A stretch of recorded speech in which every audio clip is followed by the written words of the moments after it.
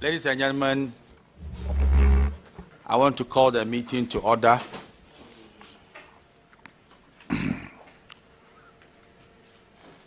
Council, before we had a break, you requested that you needed to compare the audio,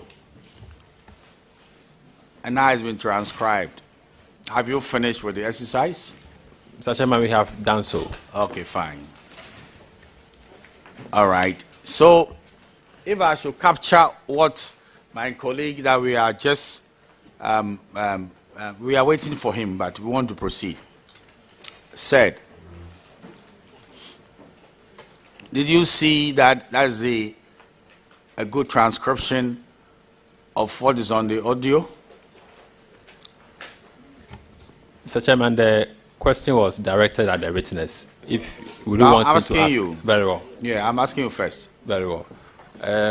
We found some few issues with the transcription. We had an instance of wrong attribution. Yes. Yes, where one person spoke and it was attributed to Another person. that is so. Okay. There were also the transcription was also not verbatim. It wasn't verbatim transcription. There are instances where words have been replaced and sentences rephrased generally. And then we also noticed the fact that the transcription and the audio, when compared, will appear to have been edited. There's no flow, the flow of conversation. In some portions, the people at the meeting will be speaking about one thing, and then it jumps into another area. So these are the general Observations that I had. Okay, fine. Now, you see portions of the transcription which represents you, what you said. Yes, Mr. Chairman. Are there portions of the transcription that can never be attributed to you? Yes, Mr. Chairman. Okay, what are the portions, please?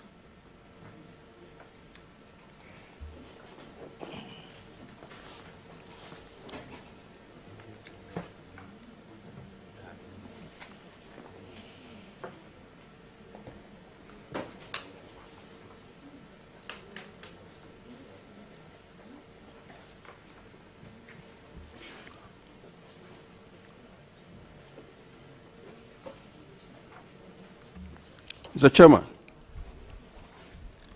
if you go to page 3 of the transcription. Okay. 1, 2, 3, 4, 5, 6, 7, 8. Line 8.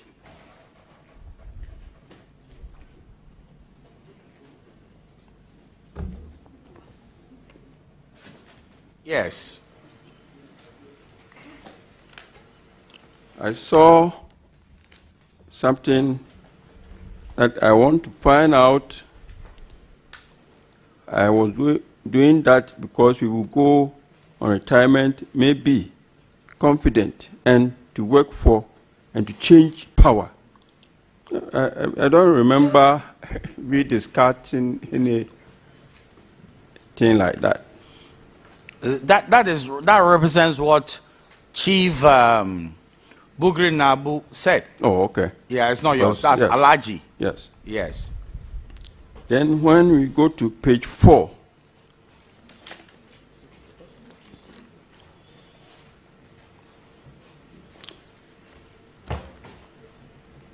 line 1, 2, 3, 4, 5, 6, 7, 8, 9, 10. Because I wouldn't want doctor to become the flag bearer and we lose the elections. Mr. Chairman, as I sit here, I can't remember. Yes, Mr. Chairman. But this piece of transcription, did you have a voice correlation on the audio? Yes. It was on the audio. Yeah. And is that your voice or it's been improvised? The voice resembles my voice, but I can't remember making those statements. Okay. That's what I'm saying. I can't remember. Okay. I'm not denying or accepting because I can't remember, Mr. Yes. Chairman. So therefore, you are having memory challenges in relation to your own voice. Mr. Chairman, it's not everything that you say that you can remember anytime. Yes. You see, so what will jolt your memory is your own voice on the tape. Is that not so? Yes. Yes. But I can't remember saying it, Mr. Chairman. Commissioner, that is the way of life. You can't remember everything. But you can't deny your own voice. I put it to you. Mr. Chairman, you can't deny your own voice. I can't deny my own voice, but I can doubt a voice that resembled my voice. So the inference is that you are saying that somebody is trying to mimic you. Is that what you are saying? Exactly, Mr. Chairman. I'm All doubting right. that voice. All right, that Yes, is Mr. fine. Chairman. Okay, fine. So that is a very, very interesting dimension to this, that somebody is trying to set him up. That's fine. Now, I want you to take the transcribed document and delineate all that you admit before we proceed. So please, can you, you might have done that already.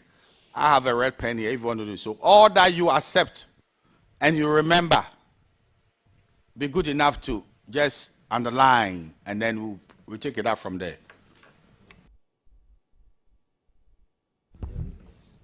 Mr. Chairman, what I did is a reverse of what you are asking me to do. Well, I tried to look for those that I don't remember. Okay.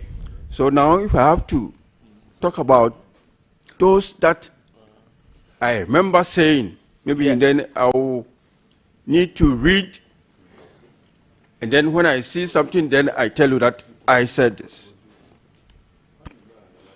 You see, with the greatest of respect, you having 3 lawyers. You are with your good self. You have 3 lawyers, and we gave you a huge space, so you do a good comparison, so you know what has happened. But right now, it seems to me, you are now talking about the fact that you remember some things and you don't remember something. Because I thought the purpose of the exercise was to do the comparison, and then you know what you accept, and then you also know what you do not accept. That's all. That comparison hasn't been done here. That's all. Mr. Chairman, I think what the witness is trying to say is that when he did the comparison, he rather focused on the portions that cannot be attributed to him. But your question was for him to state what can be attributed to him. So what we have here really has marks of portions that he does not confirm. So it will just be the reverse. If he hand the reverse is true. That's so. So if by your own permutation, if there are some that you accept, then by comparison you should know what you don't accept. Is that not so? That's very logical. Yes, Mr. Chairman. That's why I said I'm going to look through now. Yes. Because those that I don't accept, I've marked it so that I'll be reading those that I accept. But that is inherent in the exercise you did. Yeah. So the exercise you did, you were walking through what you accept. And by necessary inference, you will know what you don't accept. Because how can you know what to accept if you cannot tell us what you do not accept? They go hand in hand. Mr. Chairman, yes, sir. I think we are actually talking about the same thing. The comparison that he did, he has marked portions of where he doesn't accept. Yes. So all the portions which are not marked are portions that he accepts. So as we sit here, we have that in our hands. But his confusion, I'm sorry about that, but his issue with the question was that you were asking him to give you all the portions that he accepts. Mark those ones out. Yes. Okay. Yes.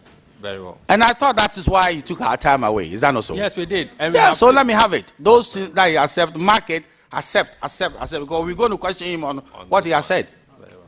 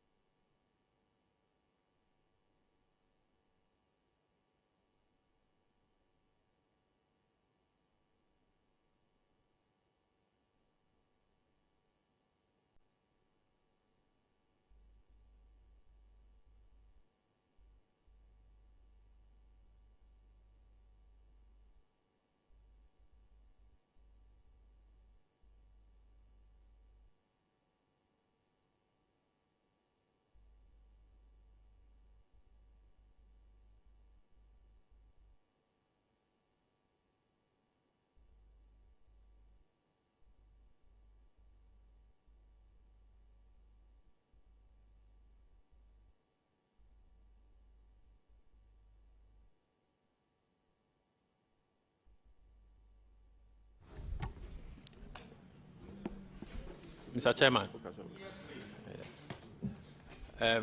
Yes. Out the portions that you don't accept. Okay. Yes. So but that's the only copy that we also have. Yes. You will want the committee to have it, make copies. So Have you also marked out what you accept? the portions that you don't accept are very few, marked, and they are marked out. So all others are accepted. Otherwise, the paper will be a lot of. Yes. All others have been accepted. All of them have been accepted. Yes. Okay, so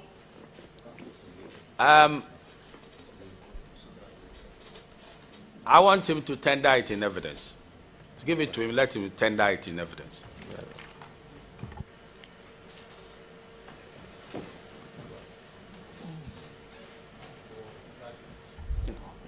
Well, Mr. Chairman wants me to lead him to do that. No. Otherwise, It's simple. okay. So, the transcript is hereby tendered in evidence. That's all. Mr. Chairman, as my counsel said, we've marked the portions that we don't accept. Yes. All others Accepted. are accepted. So tender it in So I evidence. tendered it Yes, in evidence. very good.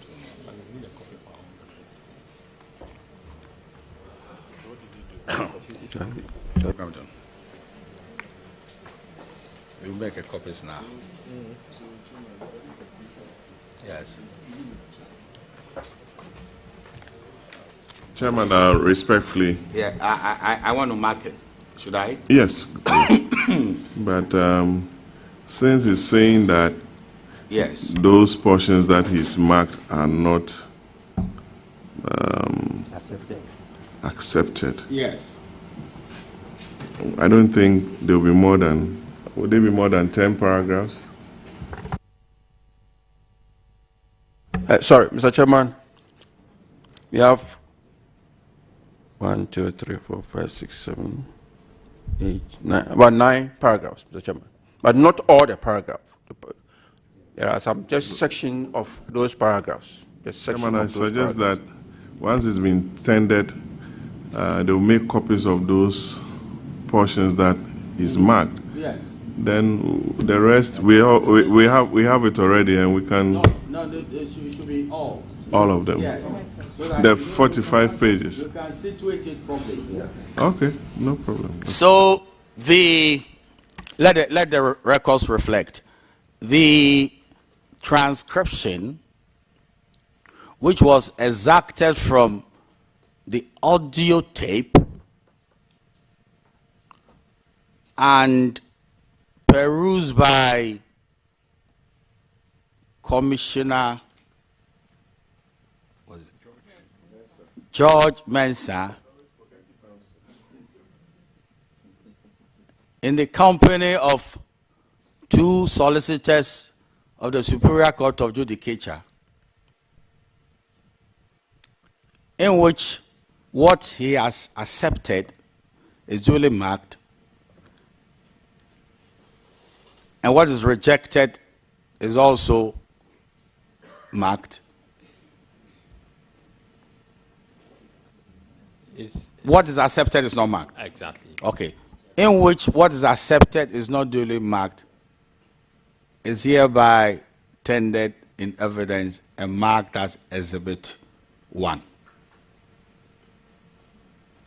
Okay. So, colleagues who want to see what, you accepted, and then the cross-examination will continue, if you like. I think we should spare a moment to photocopy it. We are not many here. Yes. In the meantime, we can continue whilst we wait for you. Now, Commissioner, with the greatest of respect,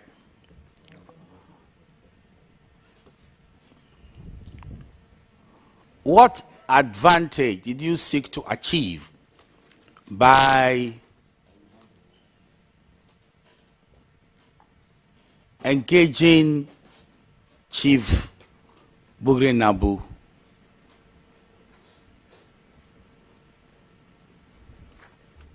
Thank you, Mr. Chairman.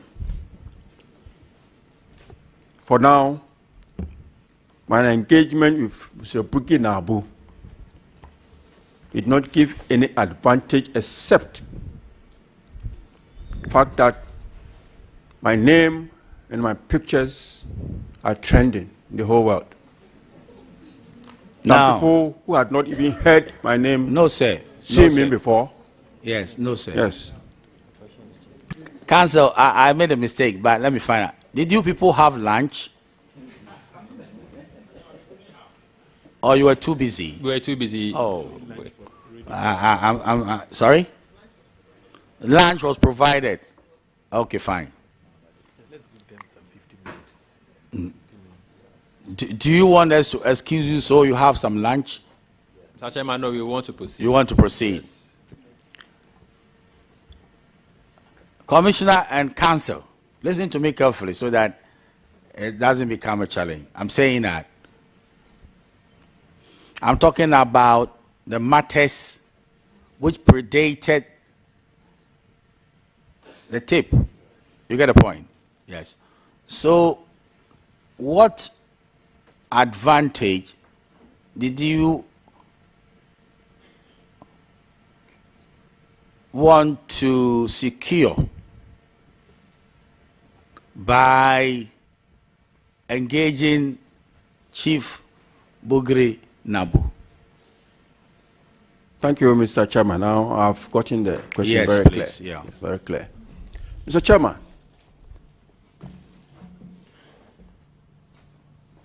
my going to Mr. Bugri Nabu was through his own invitation, and the purpose was that the current IGP, the probability that they are going to change him is high, and they are looking for somebody who can do the job and do it well. Whose thinking was that? Who was thinking like that? Is it Bugri Nabu who invited you? Mr. Chairman, maybe when I complete my statement, you will get the answer from what I'm going to say. But I want to understand your premise. If not, I'll lose the conclusion. Let me find out from you. You are testifying that you didn't go to Bugri Nabu, he invited you. And what was the purpose of his inviting you? Mr. Chairman, that is what I was going to say. Yeah. The purpose of me going to Mr. Bugri Nabu inviting me was that one of my boys, the police officers, have gone to tell him that if they are looking for a new Inspector General of Police, then the man that he thinks can do the job and do it well is Commissioner George Alex Mensah. And Bugri Nabu said, oh, is that so? Then bring him and let me see him. That is why I ended up at Bugri Nabu's office. Did you get the impression that Chief Bugri Nabu was scouting for a new IGP? My impression was that, yes, he was scouting for a new IGP. Can I infer, therefore, that he was dissatisfied with the work of the current IGP? Yes, Mr. Chairman, he made it clear. And that is why I was even surprised about some of the audio that I said the audio was edited. Because he said so many things about this current IGP and what he has done and what he's not doing, and the promise he gave him that he has not satisfied the promise, and the fact that likelihood of him being changed is about 100%. And they are scouting for one person who can do the work well. I can see now your memory is working, you know. Your memory is working so strong.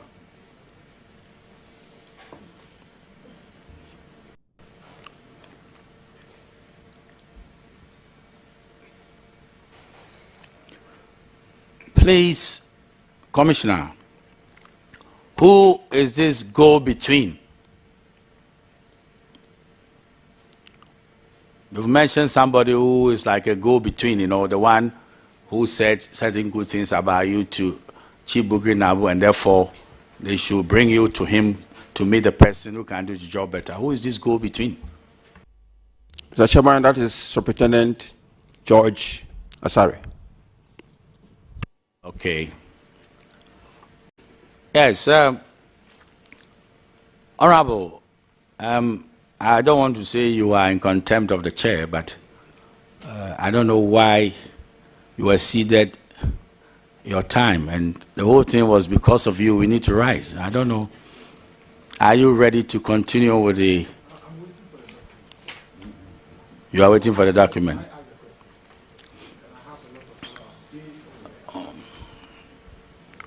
Okay, so let me see to. Are you also waiting for the document, or? Oh, yeah, I can continue. You can continue.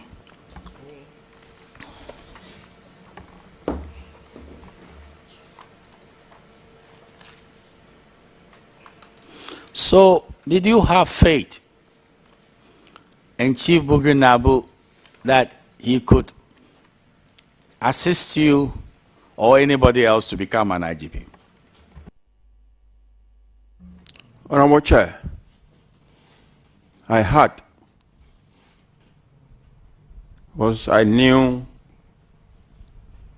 or have heard his name when it comes to MPP party circles, that he was a former chairman, he's a friend of the president. So once my boy told me that the man says he's ready to recommend me, but he wants to see me, I said, why not? If somebody wants to see you, not for a bad thing, but a good thing, I will go. I understand. Okay, let me give space to Vice to further interrogate the matters. Commissioner, you went to see Bugri Nabu to lobby for you to become IGP to replace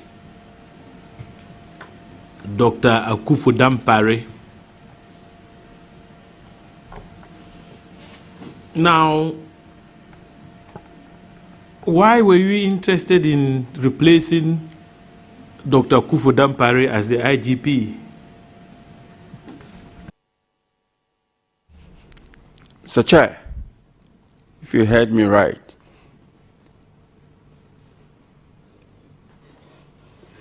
Mr. Bugri Nabu told Mr. Asare that the IGP is likely to be changed and they are looking for a replacement.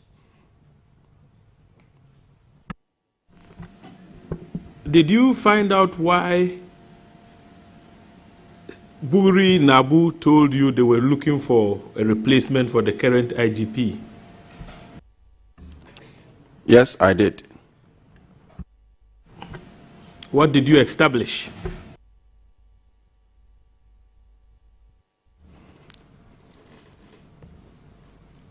What he said was that they want to change him because they don't like the kind of work that he's doing. That's all what he said.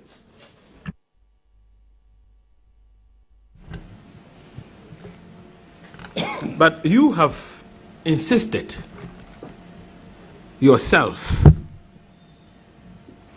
that the current IGP is not managing the police service to your expectation. Now, Commissioner, what would you have done differently?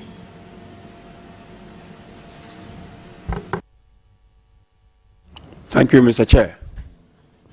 Yes, I have insisted that he is not managing the service very well. Why?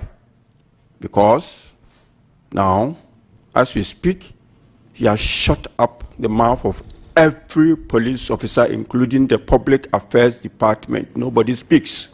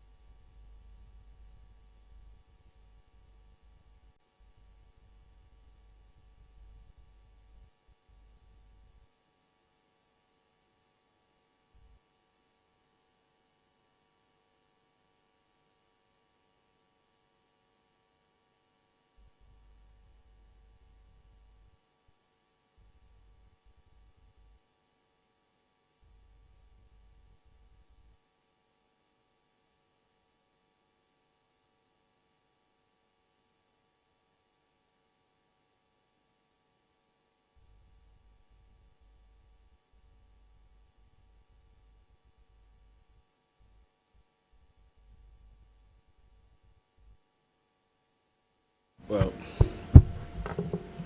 I am advised. So I will change my line of questioning. But, well,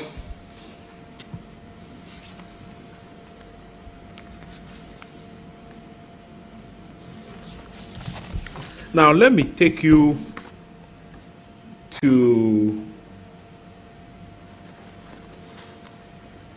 back to some of the things you said.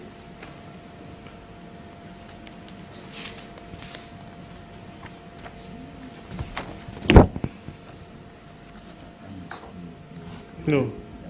Sorry? No, me, I will get him to. Okay. Yes. Now, Commissioner, you recall you said in the audio that, yes, this man sitting up there will not help our party. This man sitting up there. You can reference page 4 of the record. The transcript. They don't have it. They've surrendered it. Oh, they've surrendered it. Yeah, to us. Yeah. That is all. This is what they are bringing. Yeah, so, yeah, they are running copies. We have the benefit of our colleagues. Oh, you have the benefit of your police copy. So look at it if you can answer.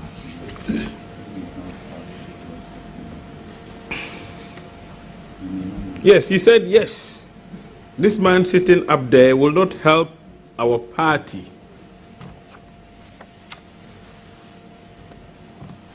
What kind of help were you referring to? Mr. Chairman, one of the points needs to be marked.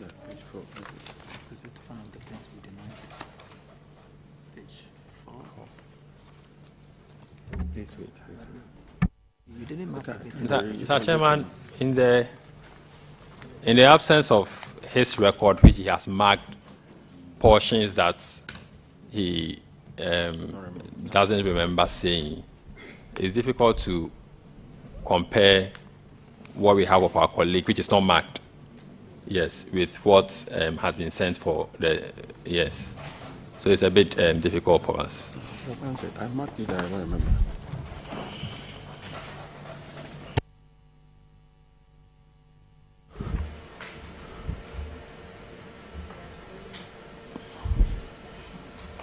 COP Mensa is Superintendent Asare your friend? Mr. Chairman, Asare worked under me as the Regional Police Commander, Accra. Oh. So he knows me, and I know him. He is not a friend that, you know, we meet aside from work and do things, no. But he knows me and I know him.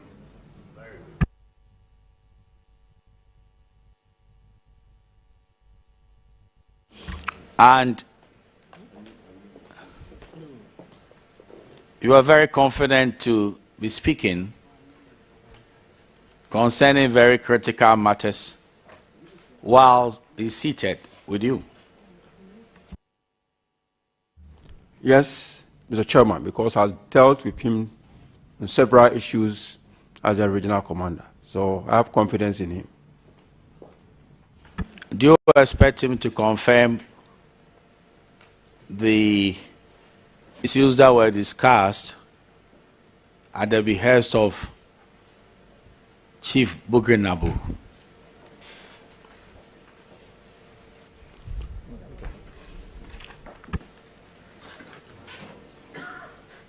Sorry? Is it?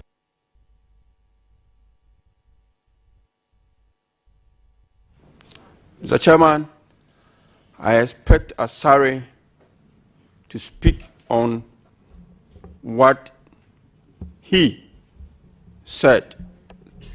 What discussions I had with Bukri Nabu was me and Bukri Nabu. He might be there, but he might not hear or get all what we said.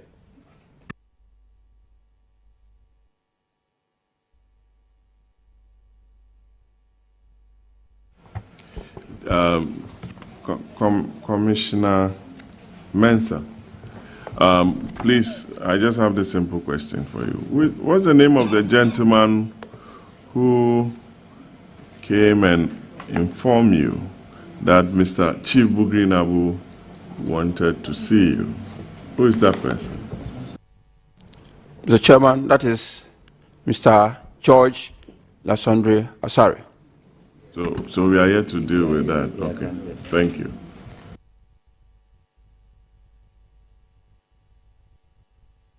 Yes,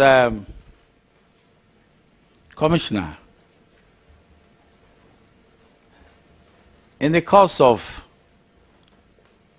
the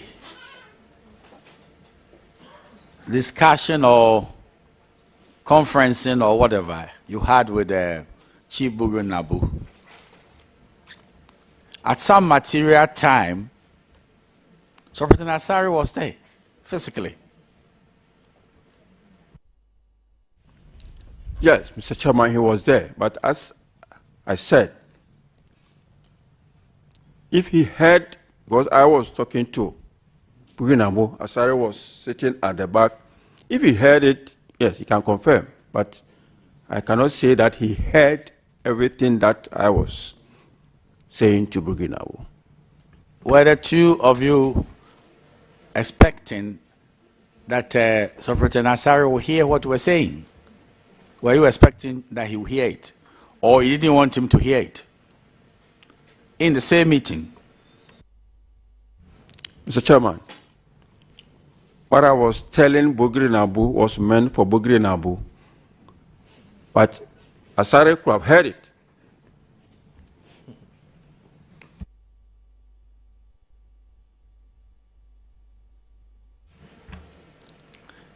And if he heard it, then he will confirm it.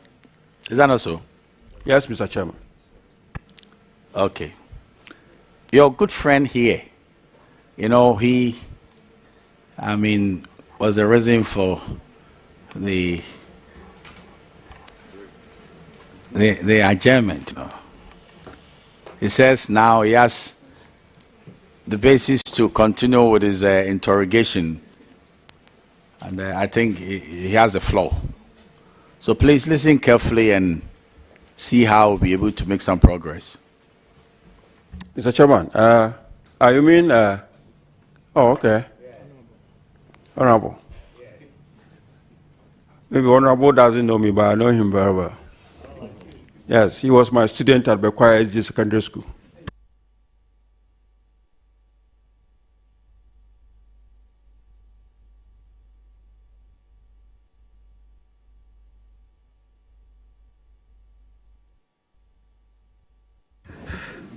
So this is a teacher people affair. I see. Oh my God! I'm trying to remember. It's difficult. Yes, I'm trying to remember. Actually, I'm a product of the SDA. Yes, I'm a product of that school. I was there for my sixth form course. Yes, and I was the school prefect in 1994. So it may be right. Anyway, I have to do my work as bestowed on me under the Constitution. And so, COP, I've received a copy of the transcript that you went through and have made some markings. I'm taking you to page 4. Page 4. Page 4, speaker 2. Because I wouldn't want doctor to become the flag bearer. And then you have put some question marks there, and it appears you've written something that cannot be read. Can you read what you have written there for us to? What I've written there is that I don't remember saying that, Mr. Chairman. You don't remember saying that? Saying that, yes. You recall that yesterday, this same portion was read to you by Honorable Agaga. And, you know, this is Parliament House. Everything you say here is recorded. And if you want us to give you the scripts, it can be done within a twinkling of an eye. As you speak, I have a copy of whatever transpired yesterday, and every member here has a copy. This was the question that was posed to you yesterday, and this is the answer you gave. I just want to remind you, so that you can reconcile your position on this yesterday with what you're saying today. Honorable Agaga asked the question. I said, let me take you back to the substantive issue. You see, captured in the audio, these are some of your own statements. You said, because I would not want doctor to become the flag bearer. In fact, he referred to this statement. And then he said, this is captured in the audio. Do you agree to the fact that these statements attributed to you are captured in the audio, which was played to your hearing, Commissioner? And this was your answer. Yes, I made it. Mr. Chair, the question was, you do hear that this statement was in the audio? I said, yes, I heard it. No. I made it is different from I heard it. And if you listen to the question.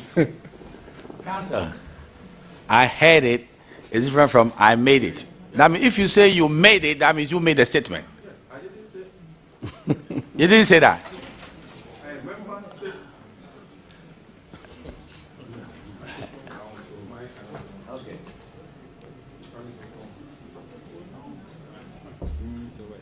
Yes. I remember saying that I heard it, but I don't remember that I said it.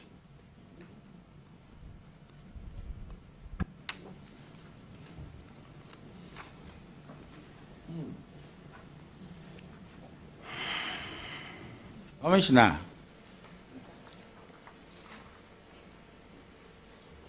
I'm pleading with you to be careful. Because both of us are professionals, lawyers. You see, if you want us to play back what happened at the last sitting, it can be played back. Oh.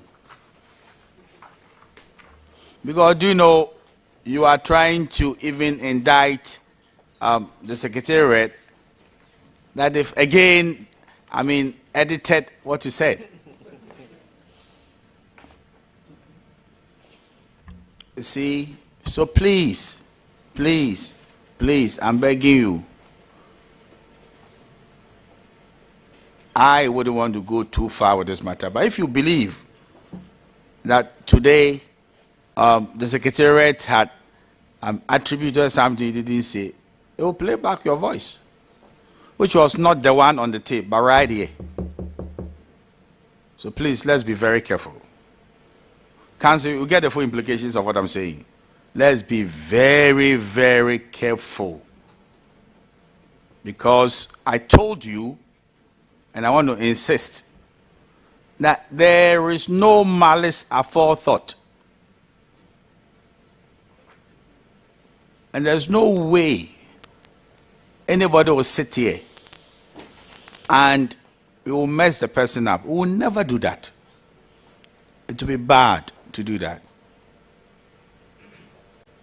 So, do you want me to get the Secretariat to play back your voice? Commissioner, if you want it, we need to play back your voice because you are trying to challenge the integrity of what the Parliament is recording, the proceedings. Yes, Thank you, Mr. Chairman. I am not in any way challenging what they have put down. He asked me, do you remember saying this? And I'm saying that I don't remember saying that. And this is what I remember saying. Commissioner, only yesterday, what he was trying to draw your attention to was what transpired yesterday. before this committee. You see? So the testimony is what culminated in the proceedings. So he's reading back the proceedings to you. Like somebody saying that the judge did not record the proceedings well, you know. So this is what it is. So please, it's not about the tape issues. It's about yesterday's proceedings. Yeah. Mr. Chairman, if that was what I said yesterday, then maybe I didn't say what was in my mind, because what I'm saying today is what I intend saying, that I don't remember saying that. See, so if I said that yesterday, yes, you want to change it? Yes, Mr. Chairman. But that's what I asked you. That was my initial question when we came over here. I said to you that, is there anything you said previously and on reflection you want to change? And you said no. You remember I said that? Yeah, that was my initial thing. You see, Commissioner, you need to maybe pipe down, you see, because these matters should be very fresh in your memory. Just yesterday.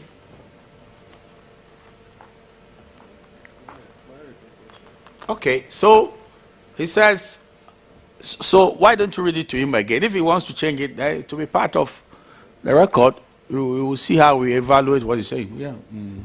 So, Commissioner, which one do you want to change now?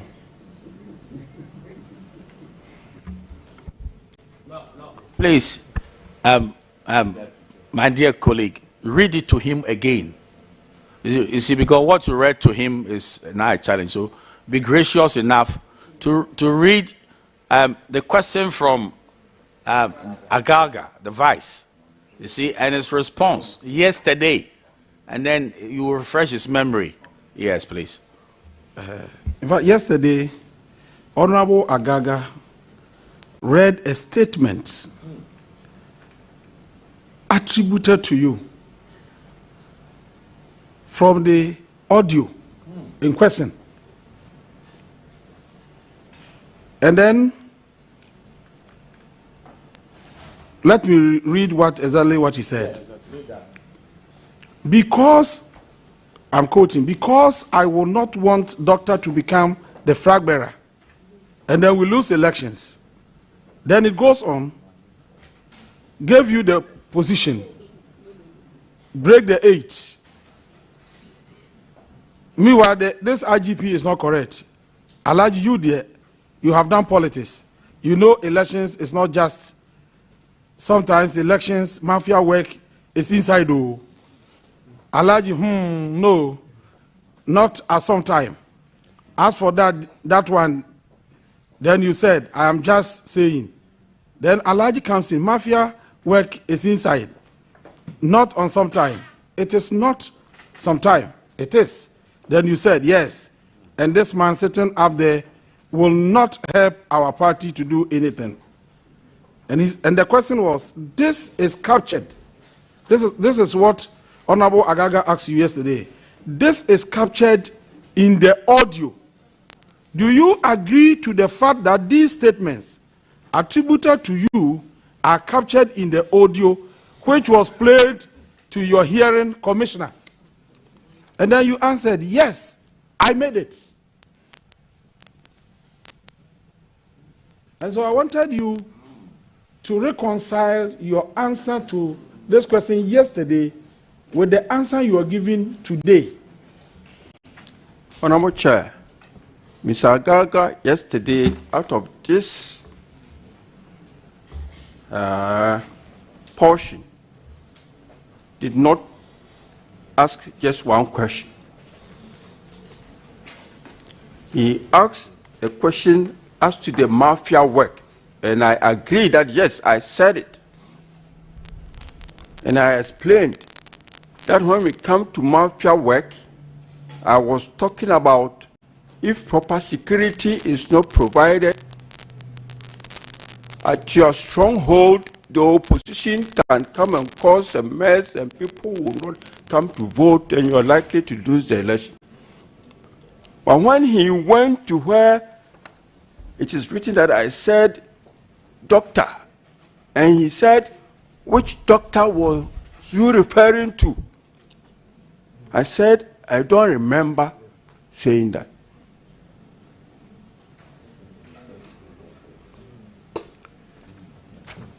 You see, Mr. Chairman, in that very statement, we are talking about a doctor. And then you also said that this IGP is not correct. It is also in the same statement. And then the mafia work is also in the same statement. So when you look at the proceedings, Honorable Agaga asked you this first question and then proceeded to ask you a question about the mafia. Yes. The responses are here. And then he proceeded to ask you a question about the issue about whether IGP is correct or not. And you admitted that indeed the IGP is not correct. All these things are in the statement. And then you said you made it. And you explained. And so I'm becoming confused that today you sit before this committee to deny knowledge of this statement. That's my worry. Mr. Chair, the only part of the statement that I did not accept is about a doctor. Okay. Okay. So you don't accept the doctor? Yes, Mr. Chair. That you didn't say doctor. Is that the case? Because the whole statement is being attributed to you. And so are you saying to the committee that you did not mention doctor there? I said I don't remember saying that to Bugri Nabu. Okay. Okay. So if I ask you, I'm asking you now. This statement is on the audio and it's being attributed to you that you have made this statement because I wouldn't want doctor to become the flag bearer and then we lose the elections. Gave you the position. You have the document. Break the 8. Meanwhile, this IGP is not correct. Alaji, you there, you have done politics. You know elections is not just, sometimes elections, mafia work is inside though. Did you make the statement? Mr. Chair, some portions of the statement I did not, some I made. The statement, can you repeat it please?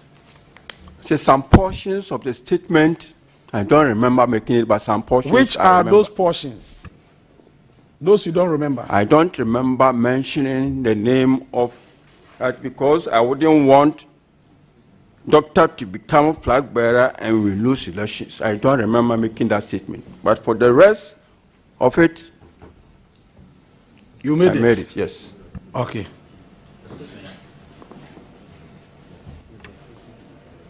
Commissioner, this dimension of doctor, did you hear your voice on the audio? Or somebody is trying to play with your voice? Mr. Chair, I heard my voice on the audio.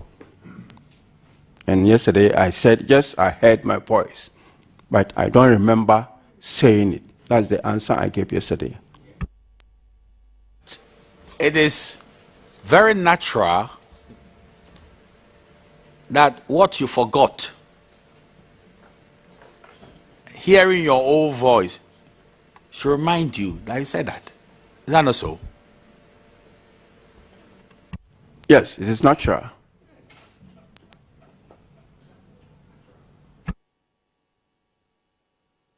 So, because of the memory lapses, which is the lot of humanity, you can forget. Be very careful that when you hear your voice and you identify it as your voice, then you should know you said it. That's it. Because it can't be otherwise. You see, the voice that you are speaking to us now is being recorded. When you become whatever, the next 5 years, you might not remember all that happened here. But immediately they play back your voice. It should jolt your memory, and you need to accept that, yes, that's my voice. That is all that we're trying to achieve, you know. And let's get it that simple, and it will be fine. Thank you, Mr. Chair. But my problem is that because of technology, you might hear some voices that looks like your voice, but you don't remember saying those things because anybody can put anything anywhere. Sometimes you can see your picture, which is not even yours, but it's your picture. Okay. Now, on the same page, COP Mensah, with the aid of your solicitors, you have accepted the statement that is attributed to you, and as the last statement down there, the same page 5, page 5 now, page 5. Go to page 5, the last statement. You have accepted that one. And that statement reads, they thought because we were also fighting the position, that is why we are destroying him. But when he started arresting party people, that is when they saw that, we said, we told you, but you did not listen. Sitting down, watching, you all watch and go to opposition. You have accepted this one as your statement. Is that not correct? Yes, I said it. So you are advising the MPP then? Is it an advice to the MPP? That I was they will go advising Bugre Nabu. Bugre Nabu. Okay. You all watch and go to opposition. Was that being referred to Bugre Nabu alone or his party? Let's be candid. Mr. Chairman, I was talking to Bugre Nabu. And then when you go, okay, you want to make a follow-up. Then when you go up the same page, Speaker 2, media, I have been MPP member since long time. And now you are saying that we should omit the MPP and insert, is it UP? No, you have indicated something I want to understand. Mr. Chair, I think this issue came yesterday, and I said same thing, the UP. You admit the entire statement except Eric, the use of MPP. Is that correct? No, Eric. Let's refresh Commissioner's memory. What you said yesterday is on record. You said you were born into the UP tradition, but that is different from. I've been an MPP member. Yes, that is different from what is captured here. You see? So what Honorable Opoku wants you to do is to speak to what is captured on page 5. You tried to make an insertion, right, which suggests that we should substitute MPP with UP. That is very different from what you told the committee yesterday about UP. You wanted the committee to understand that you were born into the UP tradition. And so by implication, you are a UP tradition member. But here you were very emphatic about MPP. So you see, the substitution wouldn't work.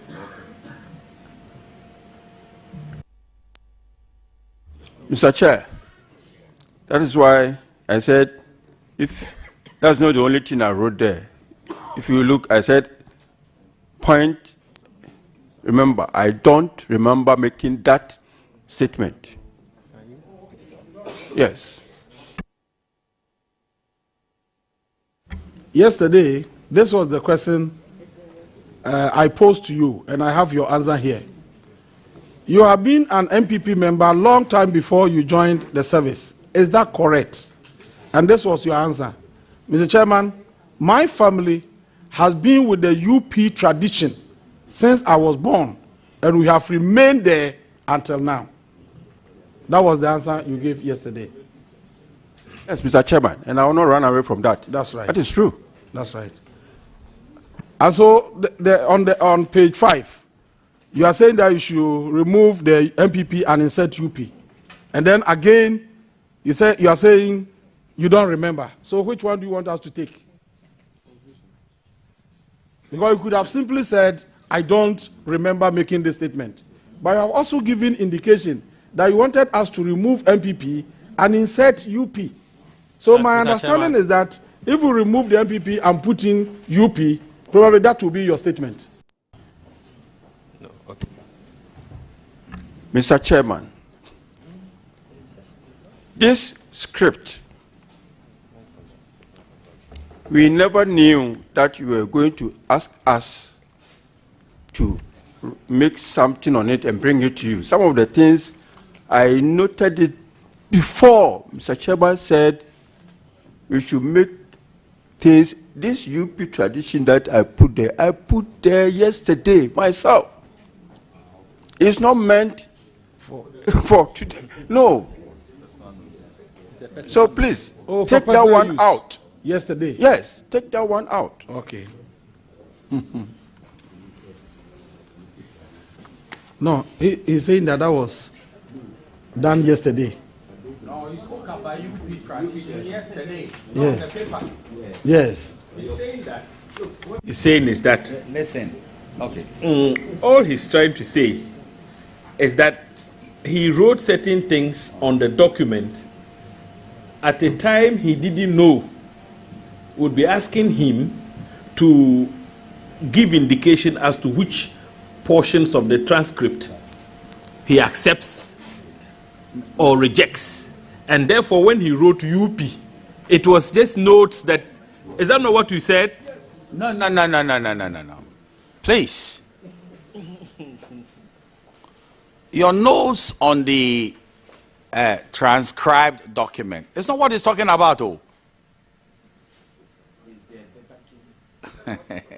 No. It is the verbatim reporting of what transpired yesterday. And that is what is making reference to. Not your notes, your handwritten that you say UP. So correction. Yes. What the page you referred us to, Honorable referred us to, that's page 5. Yes. There is an insertion here. By him. That's what he referred us to. Yes.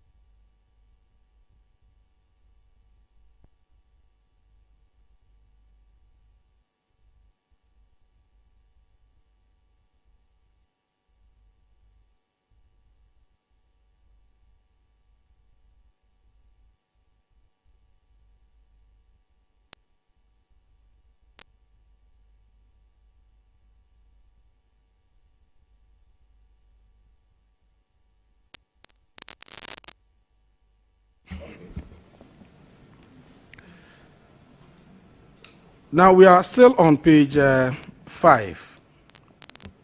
Page 5 of what? Page 5 of the verbatim reporting. Okay. The secretary. Yes. Exhibit 1. The first statement, he will not. Look at this assign off. He has picked every police officer to assign off now, including all the big men in Accra. They've all gone to assign off. What are they going to do? So that we will help. Policemen will be there. How do we? Hey, we shouldn't make that mistake at all. This one, you have, by our arrangement, it's like you have confirmed that this is your statement. Is that correct? Yes, I said it. Is that correct? Yeah, I said it. Okay. And then I'm taking you to page 6. With military men, he is fighting with the army, the armed forces, page 6.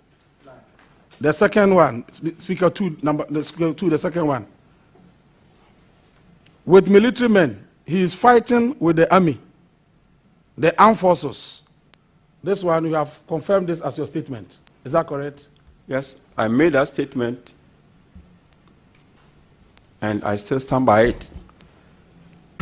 That the IGP is fighting with the army.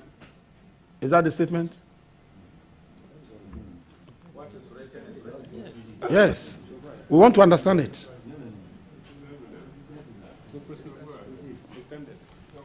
Okay. Okay.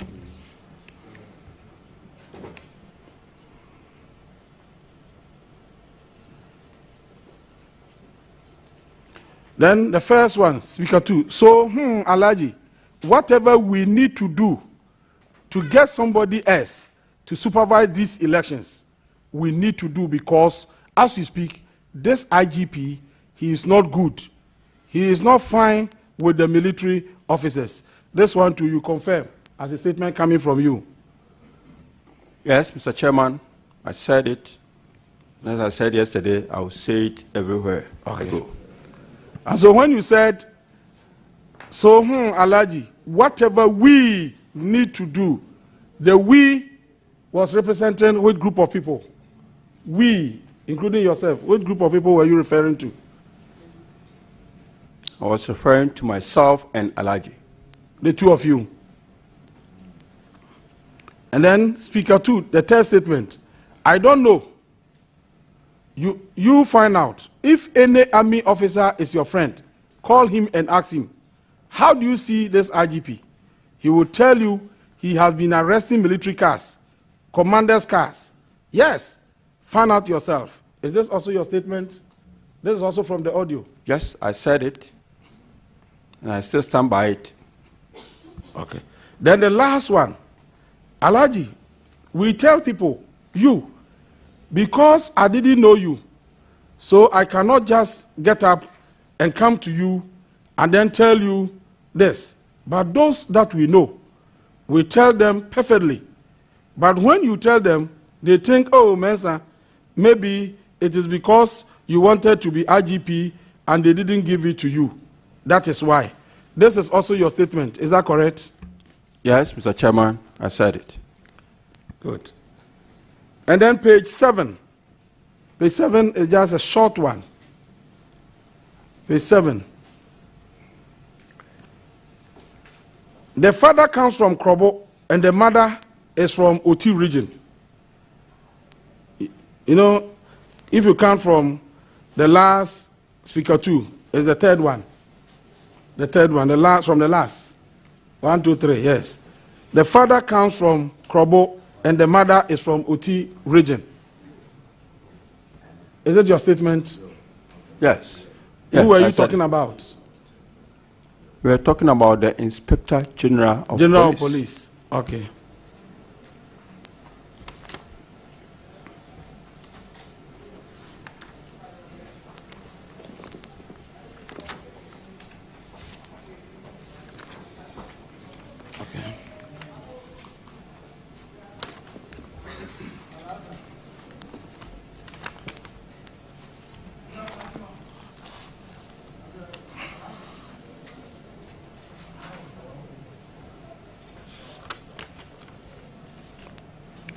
Then, page 9. Counting from the bottom, the third one. Because his party was in power. Because his party was in power. Who were you referring to?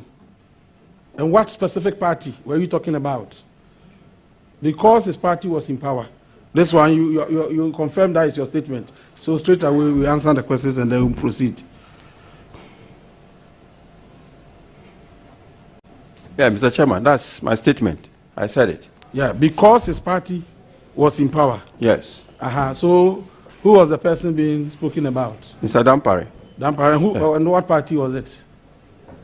His party? NDC. NDC. Yes. Okay, so you think that, or you claim that the current IGP is an NDC member. Is that correct? Because you said because his party was in power. Is that correct? I'm not saying he was a member of NDC. No, you said his party. You can be a sympathizer. You don't need to be a member. What is the difference between a sympathizer and a member? Members have membership cards. Okay, and sympathizers? Sympathizers vote for those parties. They just vote. Them. Okay. And so they can also, sympathizers can also say that this is my party. Is that correct? Okay. So you can say that MPP is your party because you are a sympathizer. Is that not correct? I have been with the UP tradition for life and I will still be there. Yesterday you said that you are a sympathizer of the MPP. Of course. Yes. And so and if a sympathizer can describe a political party as my party, then in the same vein you can describe the MPP as your party. Is that not correct? Yes. So MPP is your party? Yes, but I'm not a card bearer. And it's my party. Let's proceed. Okay. Page 10. You've written something that I cannot read. If you can read for us. The top there.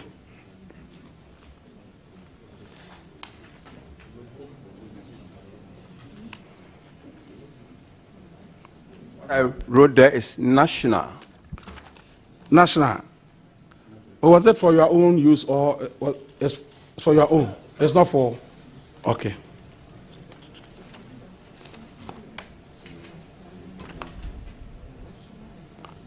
So you wanted to say that you didn't say Russian, but you said national. Is that correct? Because in the audio, it is reported as Russian, and you have written the national. Are you indicating to the committee that it wasn't Russian but national? That was some of the mistakes those who transcribed made. Instead okay. Of national, okay. He wrote so Russian. You said national. It wasn't yes. Russian. Okay. And then page 11 too, you have written something there. If you can read for us, because I can't see it.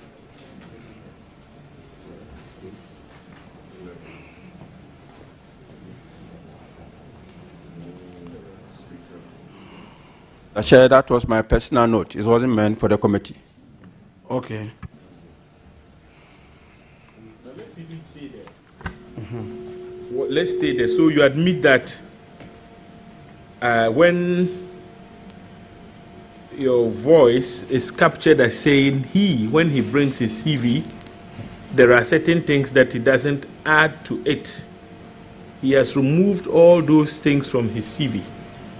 In his CV, he never indicated that he was the aide-de-camp to President Professor Mills. No, he didn't. Well, do you stand by having been uttered by you? Yes, Mr. Chairman, I stand by them.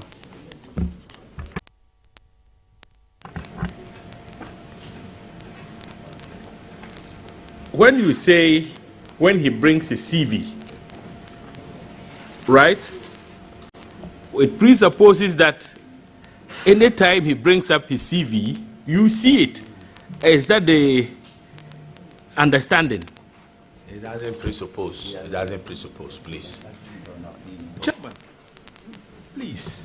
No, but you are using the word it presupposes. That means you want to conjecture. Well, let me ask my questions. So you should ask him. No. Please, cancel. Please, Chairman.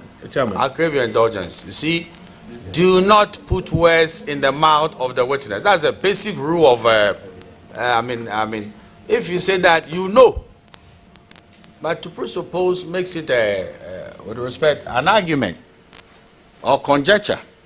And that would not be a way to grade him on the matter, because he could answer wrongly based on your conjecture. Yes.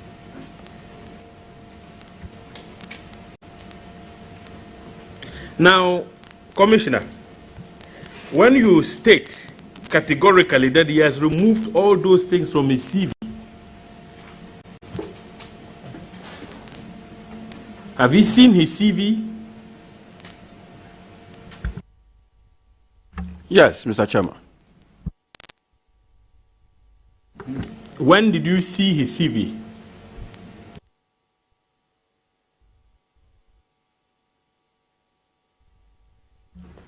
Mr. Chair, I've been at the police headquarters for so many years.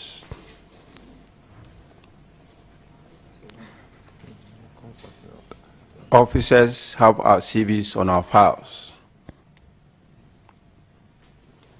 The last time I saw his CV was when he was appointed IGP, and the CV came in all the papers. And it is from there that I made this comment.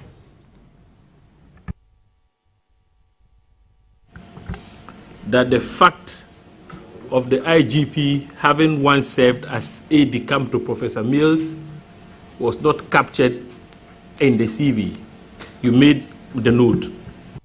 Yes, Mr. Chairman.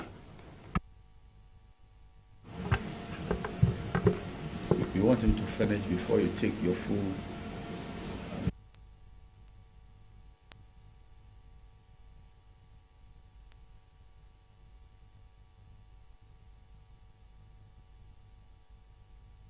Okay. Oh, I'll conclude soon. Mr. Chairman, I'll conclude soon. No, so... Yeah, hold on a second.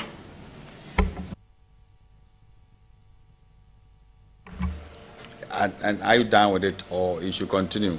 Yes, I'm saying he should continue, but he should also wrap up so that we can... I'll take my substantive, Yes. Yes. This is the 100th time I've told you that you have your day, and let them finish, and then all that you have the residual powers, and then you begin to go as far as you want to go. But I thought, you were just doing a follow-up, but it seems to me that it's no longer a follow-up.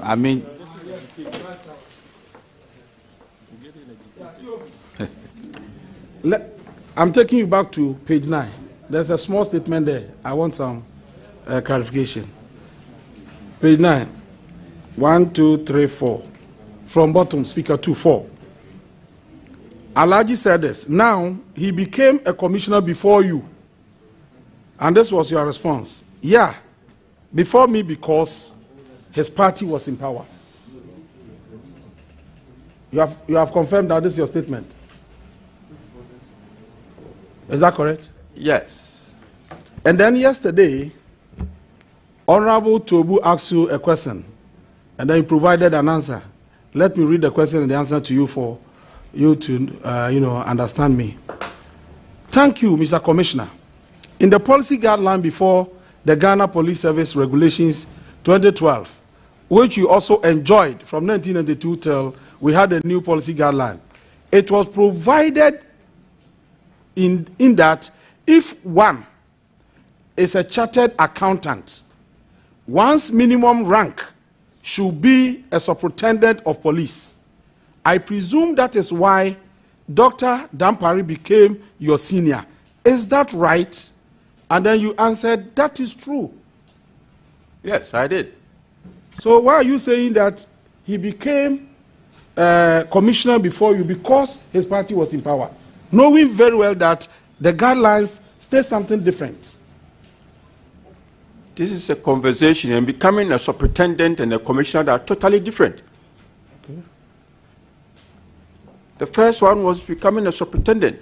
This one is becoming a commissioner. They are totally different. Which one was the superintendent? Which one? The one you said is true, eh? The one you read. Uh-huh. It's about the superintendent. I've read two things. Which one are you referring to? Now he became a commissioner. You said now he became a commissioner. Okay.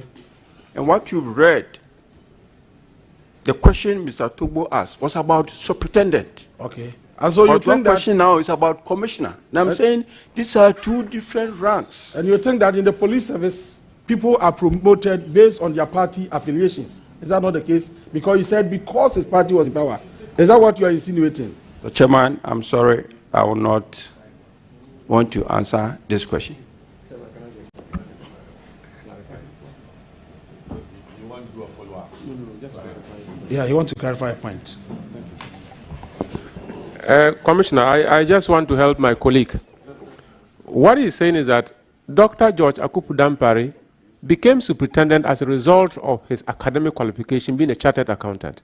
And by virtue of that, he became your senior. He became a superintendent before you. Consequently, he became a commissioner before you. And why you go to say that he became a commissioner before you because his party was promoting him? So he's asking you the question. Is it by virtue of the policy of the Ghana Police Service he became commissioner before you, or because his party was promoting him? That is the question he wants you to answer. Thank you.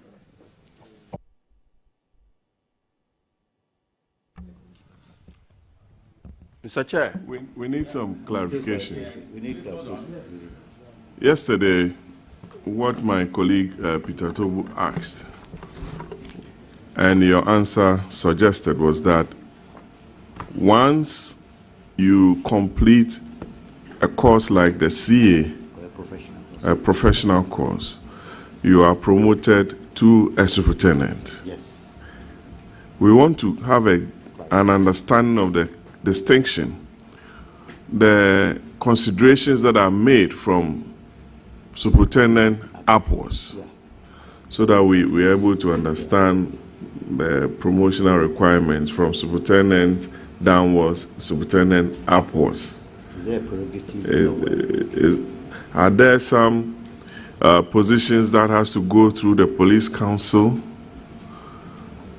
or to the president, or the IGP himself can promote on his own, promote some officers? We need to understand. Because your answer was in the affirmative, that he became a superintendent because of academic qualification. That's why he overtook you. And that was your question. That was Peter's question.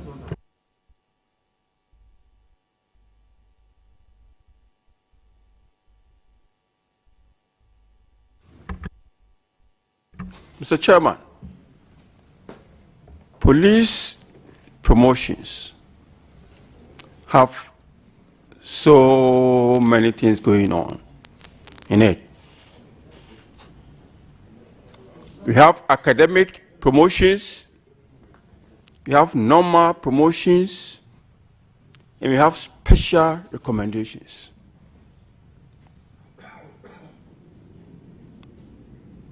For now, as we speak, those academic promotions are no more. And I think we've all heard that some 88 officers have taken the IGP to court about this. We have the normal promotions and we have special recommendations. These are the three. Honorable, you should be winding up. You've taken center stage for a long time. We need to move on there. So my question was very specific. When you said somebody became a commissioner before you because his party was in power, and I asked, you were promoted during President Kufuor's time, and 8 years, you alluded to the fact that 8 years under NDC, you were never promoted. President Nana Addo Dankwa assumed office and promoted you. So is it because your party is in power that you are being promoted, or you are promoted? Or I was promoted because I was due for promotion for more than 9 years. In other words, he's saying that he was long overdue. That's what he's trying to say. But IGP Dampare was not due for promotion at the time he was promoted. Is that the case? Please answer. The chairman, I haven't said so. He was promoted above you because his party was in power. So the basis for the promotion is the party that was in power. That is what you are alluding to. And we know you are a very intelligent officer. Everybody knows you. Very, very intelligent, very experienced. So when a statement of this nature is put out, then certainly we have to ask questions. Because the service is a service of integrity. And we presume that promotions are done based on the competence and on merit. And so when you say, just because the party was in power, it is something that some of us don't understand. That's why I'm seeking further clarification from you. Commissioner, clarify. I am not saying that he was not due for promotion or he was not competent to be promoted. I said he was promoted because his party was in power, because some of us who were seen as not members of the party were not promoted for almost 9 years. Are promotions based on party affiliation within the police service? Mr. Chairman, it is not supposed to be. And when some people are there, it is not so. As we speak, it is not so. But at a point in time, it was so. That's why some of us stayed there 9 good years. Some time ago, what period was that when promotions were based on political party affiliation in the police service?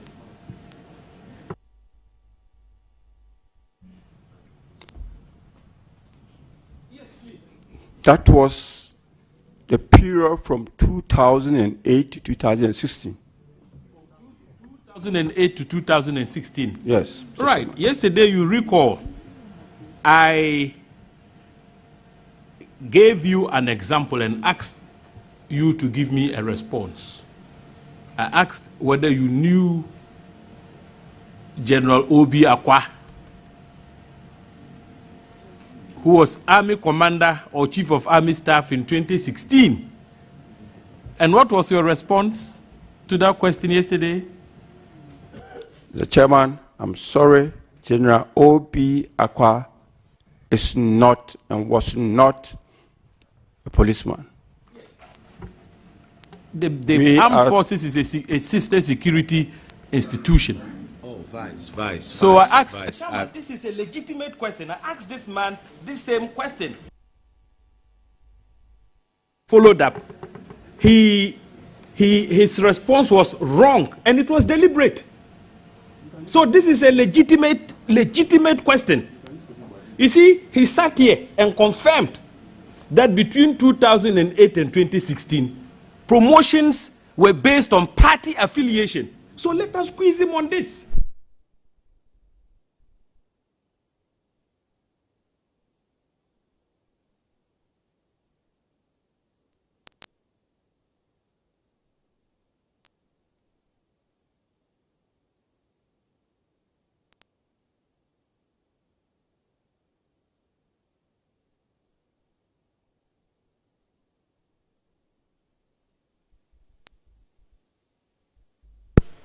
And so, in order to test his credibility, who says I can't talk about analogous issues?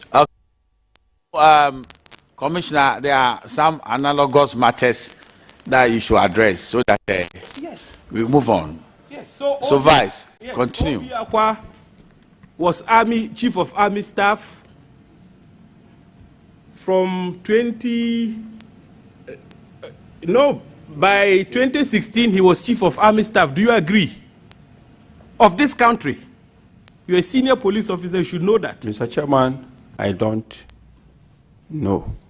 All right, now, yes to you that he was chief of army staff, or what they call army commander under President Mahama, and then became chief of the defense staff under President Akufo-Addo. So your attempt to make the statement that appointments are based on party affiliations is not correct. Mr. Chairman, what happens in the police is different from what happens in the military.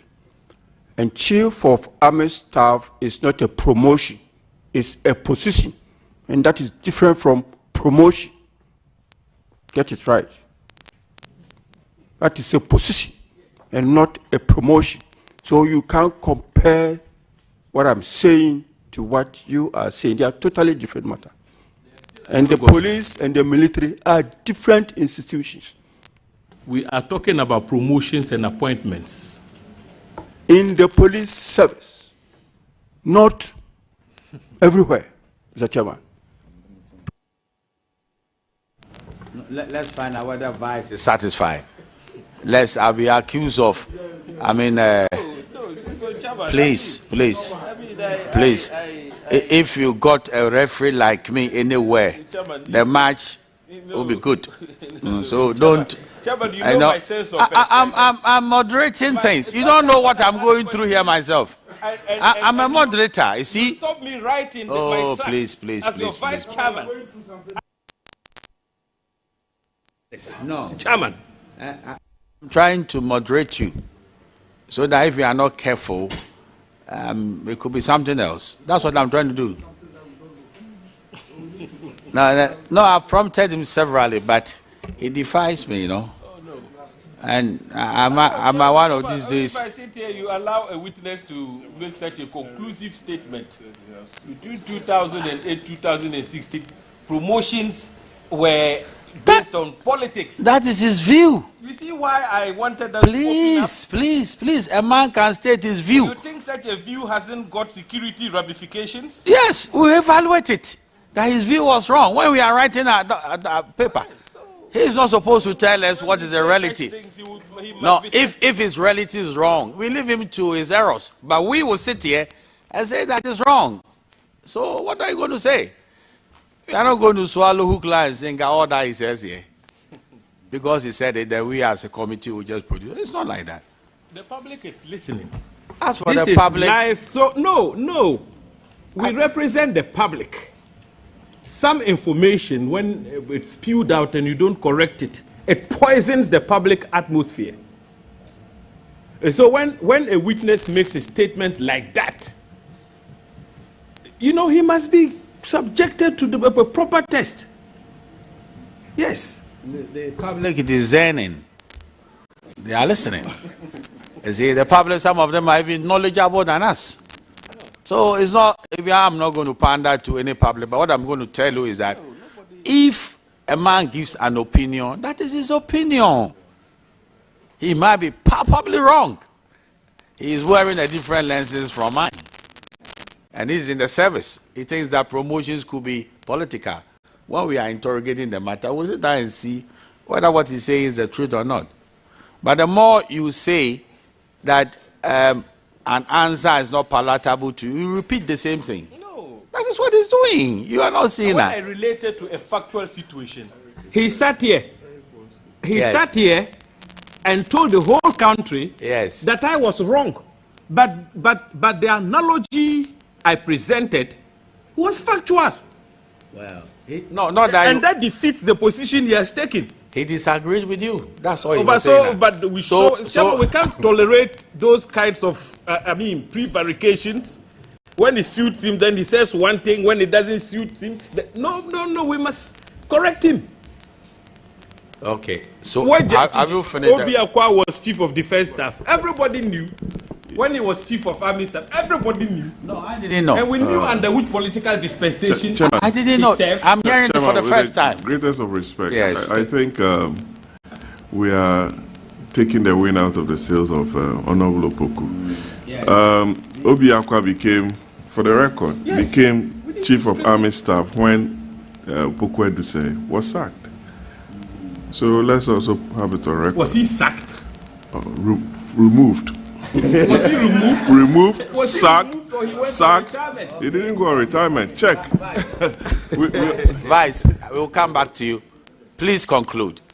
Please conclude so that we'll be able to come to the end of the matter. Okay. Please conclude. Yeah. Okay. Now, between 2017 and 2019, were you promoted? 2017 and 2019, were you promoted? Yes, I was. Were you promoted? Yes. From which level to where? I mean, from what level to which level? Ranks.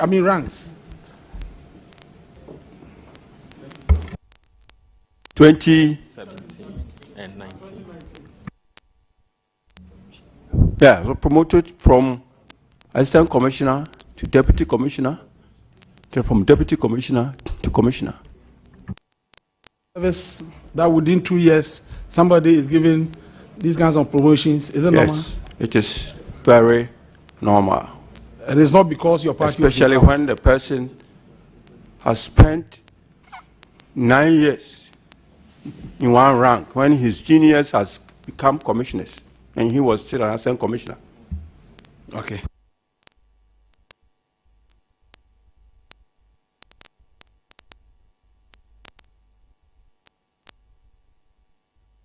Counting from top, 1, 2, 3, Speaker 2. For this assent of elections, it is very critical. We need, whatever we need to do to win, we have to do it and win. Yes. This is a statement that you have confirmed as your statement. Is that correct? Yes.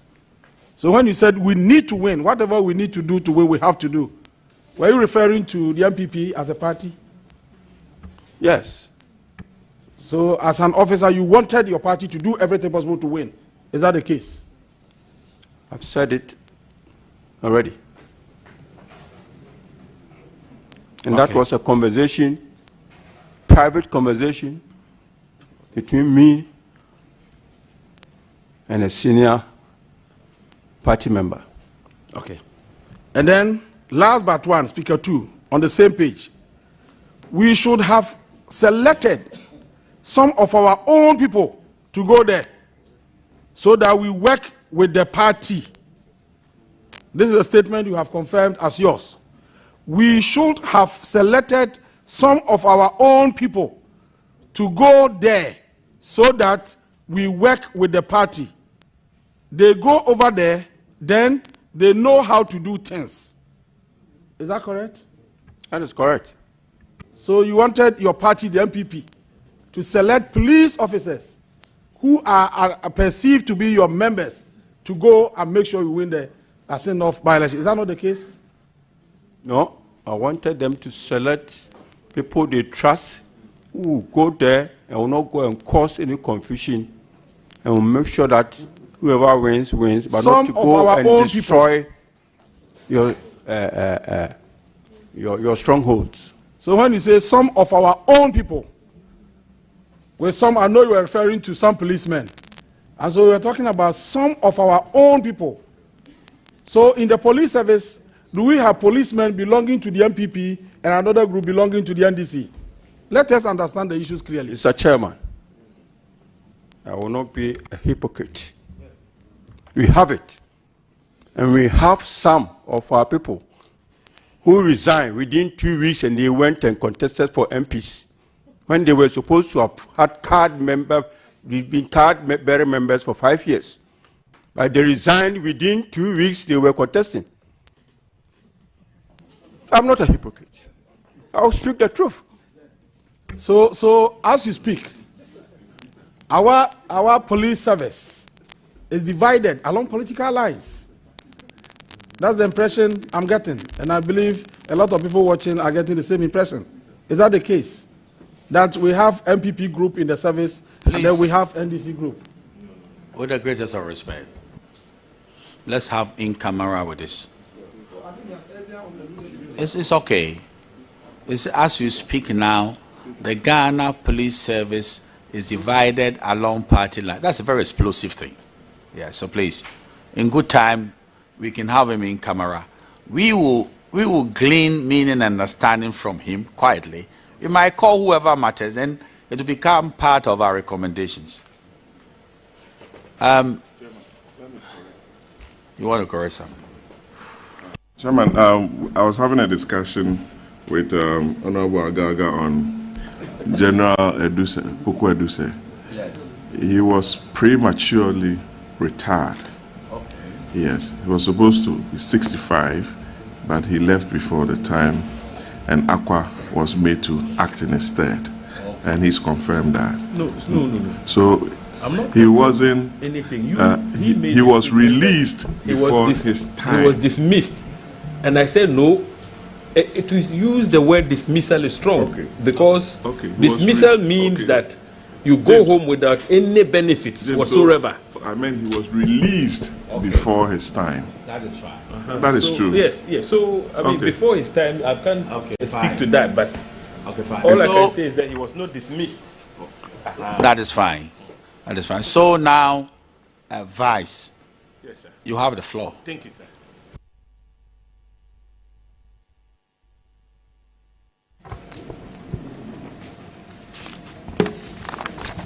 Yes.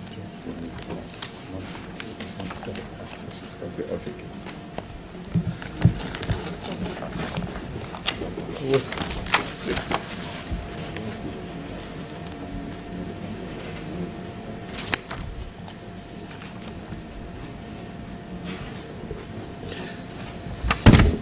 Okay. Now, COP. You stated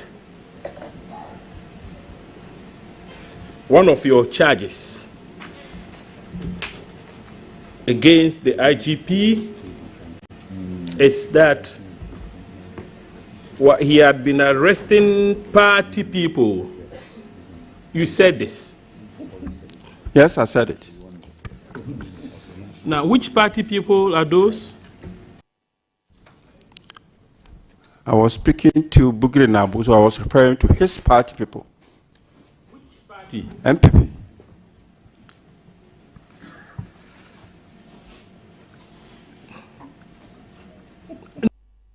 Can you confirm to this committee which party people who had been arrested?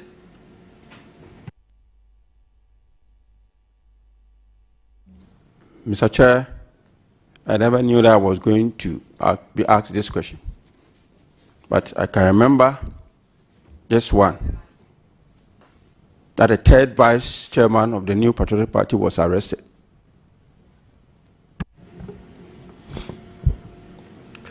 Why was he arrested and what is his name?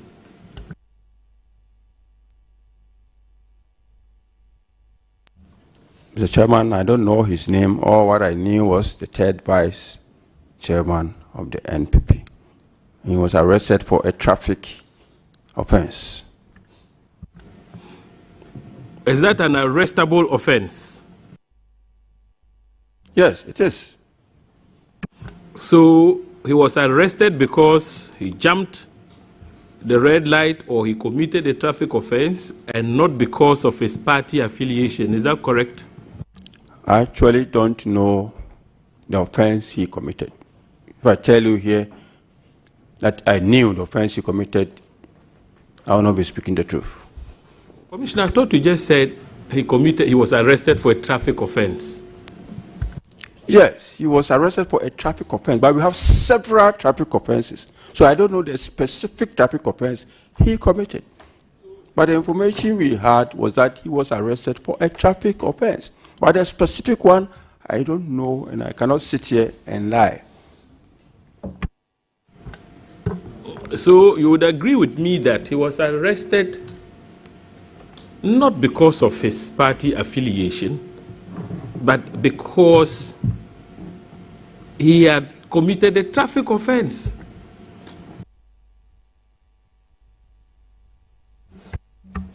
Mr. Chair, I don't think I said he was arrested because of his party affiliation. No, I've not said so. So when do you have to leave us? Sorry.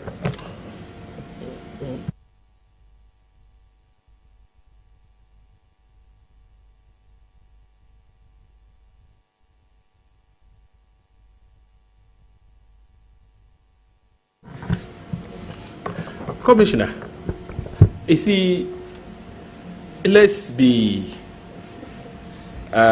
forthright. This is a statement which is captured in the audio and it's attributable to you. You complained to Buri Nabu that the IGP was arresting party people. Party people. Now I'm asking you, and you indicated in an answer to my question that a second vice chairman was arrested. And I'm asking you whether he was arrested because he was second vice chairman or he was arrested as a normal citizen who committed a traffic offense. That's the question. Yes. And I've answered the question, Mr. Chairman. I've answered it.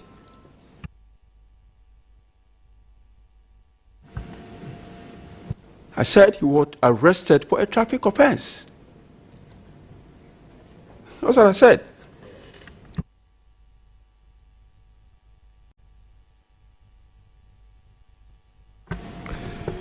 Do you know or have you heard of the name Sosu, Honorable Sosu, the MP for Medina? Have you heard the name before?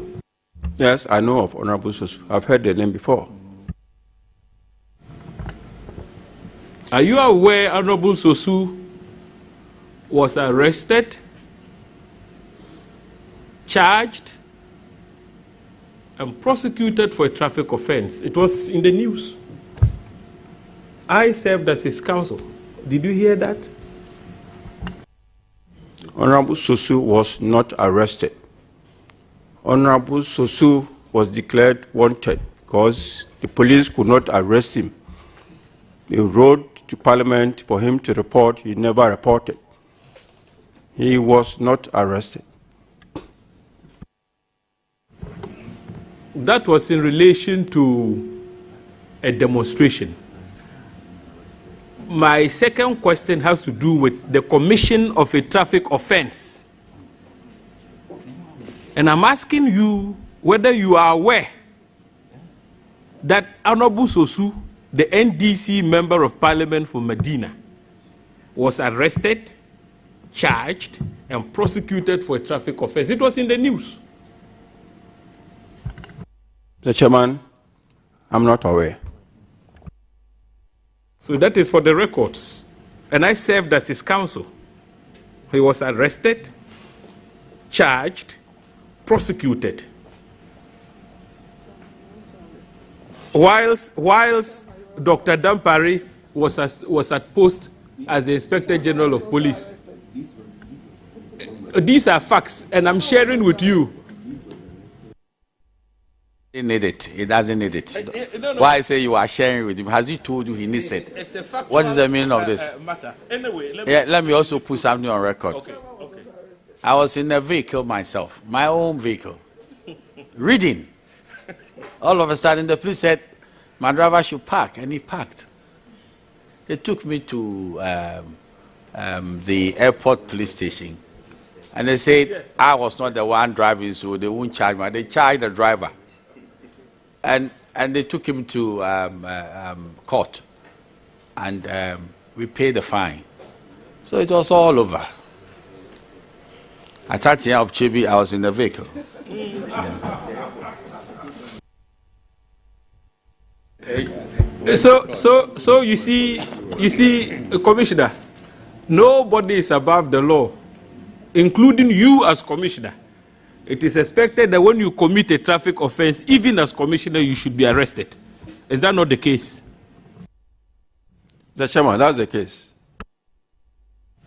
Now, Commissioner, you are very conversant with the police service regulations, as commissioner, you should be CI 76, correct? Yes, Mr. Chairman. Now, you are aware that as a serving officer, a police officer, you are prohibited from allowing yourself to be embroiled in any form of political controversy. You know that? Those are prohibitions contained in the CI 76. You are a lawyer, senior officer. You nearly became IGP, so you should know this. Mr. Chairman, I want your Vice Chairman to read that section that he is talking about to me.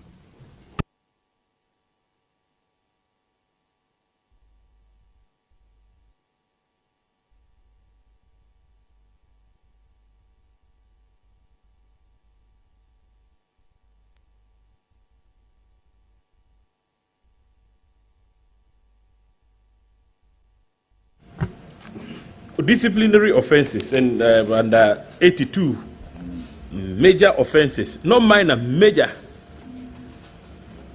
It is a major offense for an officer to A, assault a fellow police officer, B, use without lawful authority any property or facilities of the service for a purpose not in connection with official duties, C, engage in an activity outside official duties, which is likely to I, involve the officer in political controversy. My emphasis, yes. Yeah. So, involve the officer in political controversy.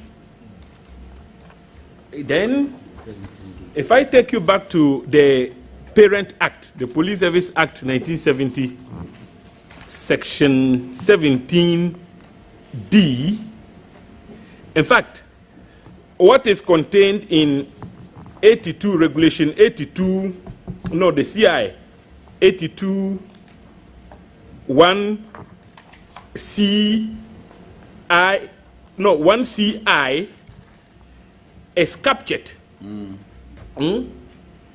Is captured in the same language in 17C. So it shall be misconduct. That is under 17C.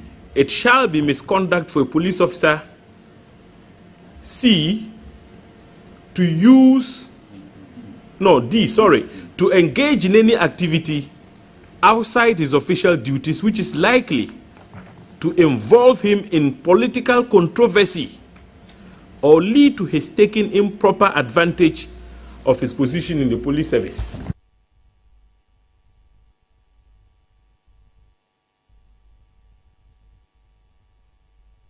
And on to you. Mr. Chairman, I am.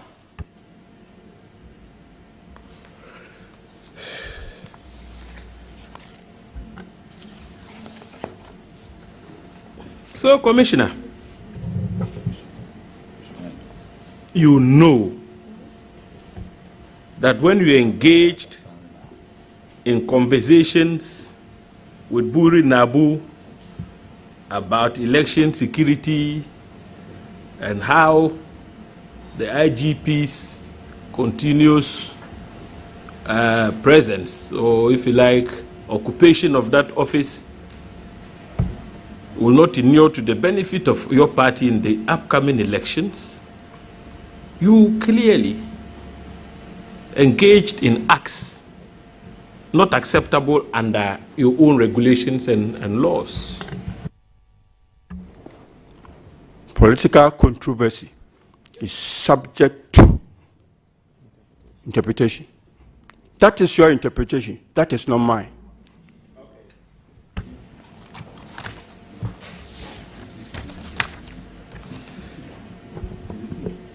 Now, officer, you know IGP Apietu very well? Yes, I do.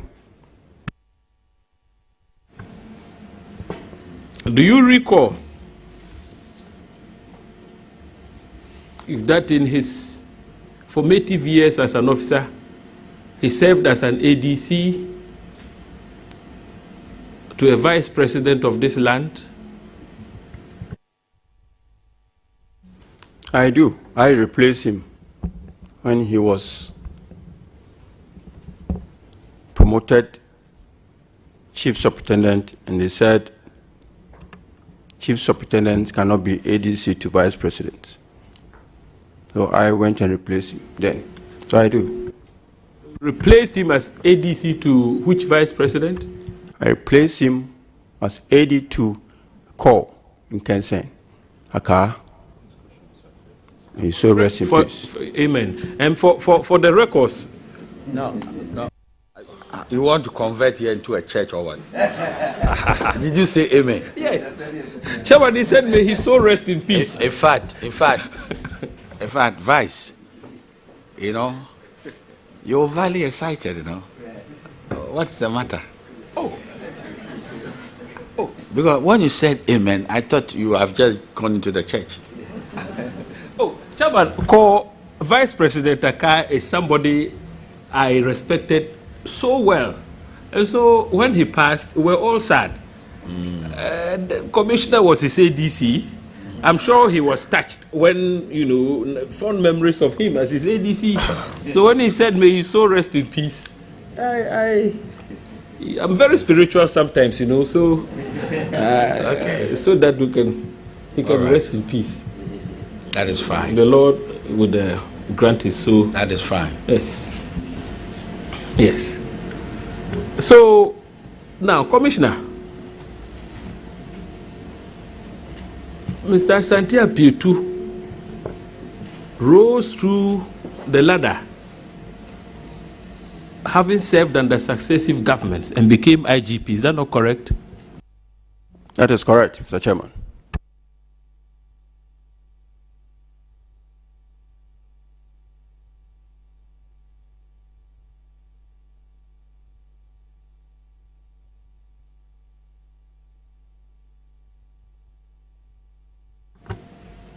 When you talk about elections, and how your party should fare, I want to ask you, in the course of your career, have you managed elections before? Yes, Mr. Chairman. Can you give me examples? Mr. Chairman, 2008, I was the regional operations commander in the Ashanti region. At the same time, the divisional commander for Manshia, and then the divisional commander for Konongo. And I managed the 2008 elections in the Ashanti region.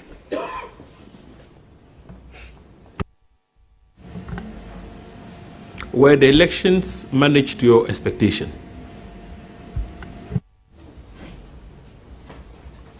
Yes, Mr. Chairman.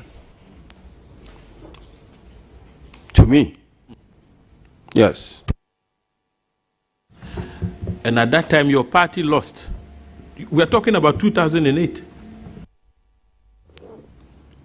Yes, 2008, Mr. Chairman. Party lost. Which party are you referring to? Which party are you referring to, Mr. Chairman? Oh, my brother. Chairman, sorry. Yes. It's on record. And he has not denied. Save for the attempt to substitute UP for MPP. But he eventually stated that those were just notes. So the record stands. There is no denial. He hasn't.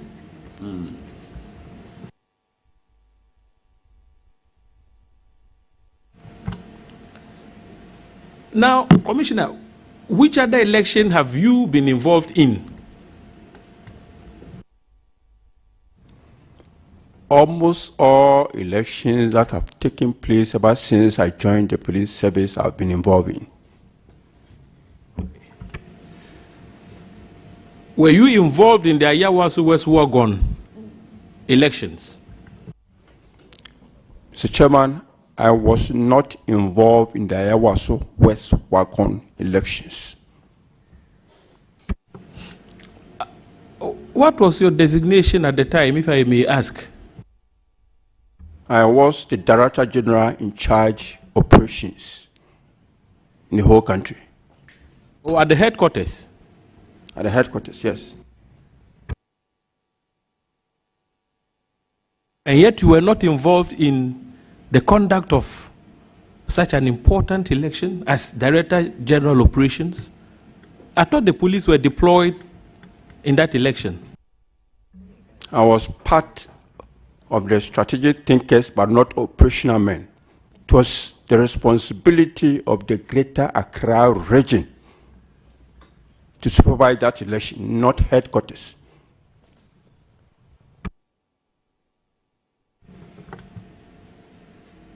Did you appear before the Milshot Commission of Inquiry? Yes, I did. You did? Yes, I did.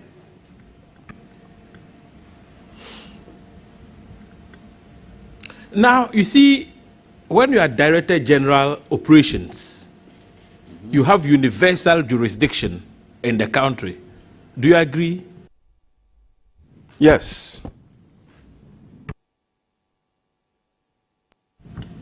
So, therefore, regardless of whichever region is tasked and elections, the Director General does not absolve himself of responsibility because you are the overall boss in terms of operations and you have universal jurisdiction. The Director General Operations is in charge of the strategic planning of the operations. He is not in charge of the down-ground operational duties. In fact, you visited Ayawaso West Wagon after the election was mad with so many controversies, violence, and so on. You visited Ayawaso West Wagon and granted interviews extensively. And those videos are, I mean, the media landscape is awash with those videos. Do you agree? Yes, Mr. Chairman. I visited the Ayawaso election area after the incident and I granted an interview. That is true.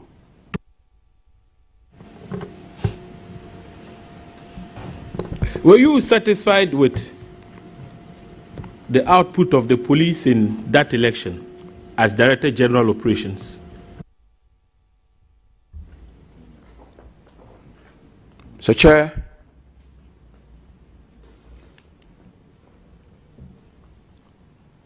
I was satisfied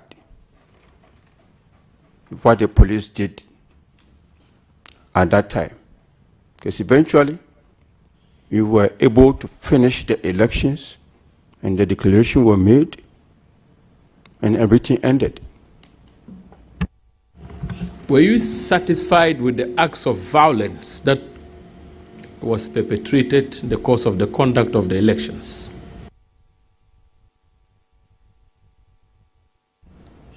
Mr. Chair, the violence that occurred at Ayawaso was not for the elections. It did not happen because of the elections. It was a totally different matter.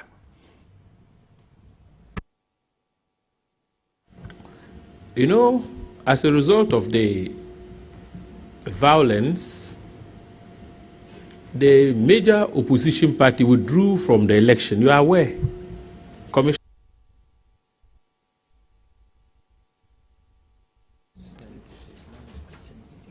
Mr. Chairman,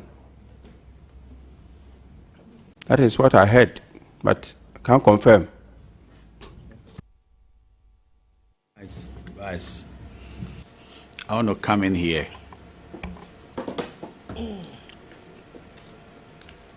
The tape mentioned matters pertaining to Asare North. Now, I've been listening to you for close to 20 minutes, and there is a very big importation of Ayawaso matters and the rest of it. So I want to find out from you, how soon are you going to wind up on this Ayawaso matter? Oh, because Chairman, I wouldn't spend the whole day on Ayawaso. I want to draw some linkages, establish that. I mean, the violence in the yeah, no. You see, this is an officer who has stated clearly that if certain changes are not made, outcomes of elections will not be favorable for his party. He's been at the helm of an affair so far as elections, the conduct of elections are concerned before. So I'm asking whether what he superintended over, whether at the strategic level or at the tactical level, whether he was happy with the outcomes. And then I'm going to establish some linkages, so I wouldn't keep long. Should I proceed? Yes, I was wondering where you were going with the matter, but if you say there are linkages, then let's have them quickly. Because of the fact that we are about to... Oh, I'm not going to... Yeah, you know, I don't like... we have to wind up. A long winding, lines of questioning. I would... Oh, my God. I'm going to be snappy. I'm a senior at the bar, and I know... Oh. You should know by now. I don't dispute your seniority. But I thought... But I mean, I thought you were going to write a long essay about Ayawaso. Oh, no. But if you have repented, let's proceed. No, yes. You have repented from dead works. Yes. Let's proceed. Yes. Now, Commissioner, when you state clearly that if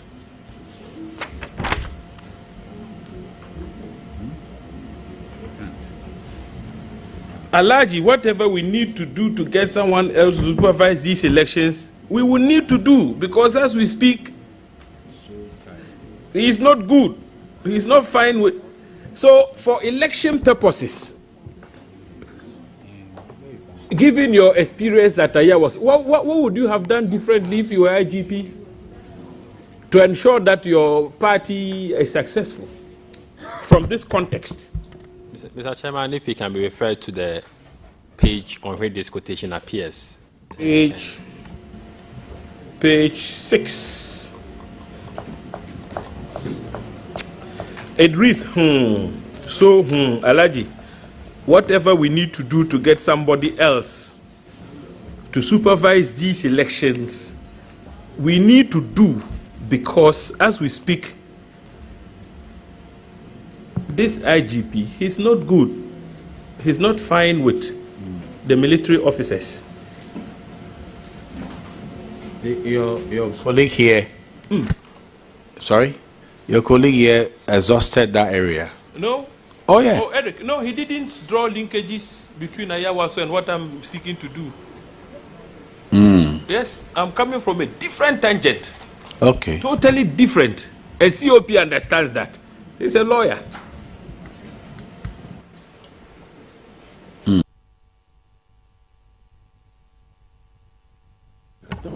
Let me ask the question after he has read. Okay. You are enjoying yourself. Oh, Celia. Yeah, no, don't worry. I got a question. Don't worry. Mr. Chairman, per the question and per what he read, I said he is not fine with the military officers. And I don't even think the audio, that's why I said the audio was audited. He didn't capture, or I did not only mention the military officers. I said the military officers and all other security institutions. And election security is not only by the police. It is by the police and all other security institutions, including the military. And if you have an IGP who is not in correct relationship with all these security institutions, then supervising the elections is going to be difficult. Because you need all these security institutions to come and support the police. Because during the election day, the number of polling stations, the number of centers that you have, the police numbers cannot. And you need all these sister security institutions to assist. So if they are not together, how do we do this? That was what I was telling Alaji. And as I already told, this was a private conversation. COP, you know, you are a former Director General of Operations at the National Headquarters. You know that for the purposes of the management of election security, we have the Elections Security Task Force. You are aware of the existence of the task force, aren't you? I'm very, very much aware. And which I've heard it before. Good. And that task force, on behalf of the IG.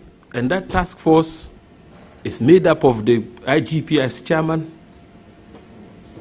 members of the military command, and the heads of the other security agencies. Is that correct?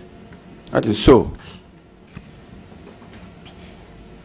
Now, has the military ever threatened to withdraw from that task force in view of, you know, what you would perceive as a bad blood between the IGP and the military? I never said so. They.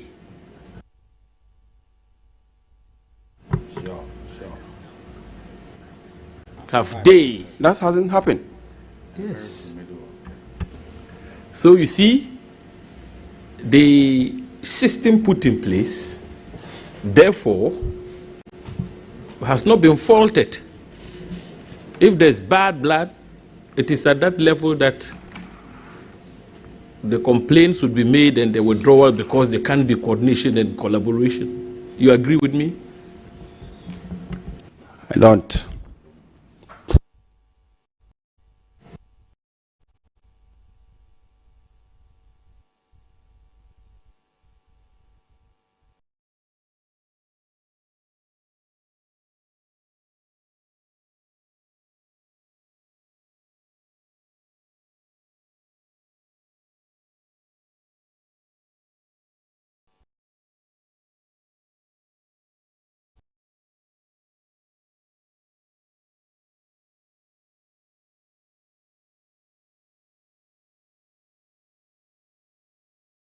IGP.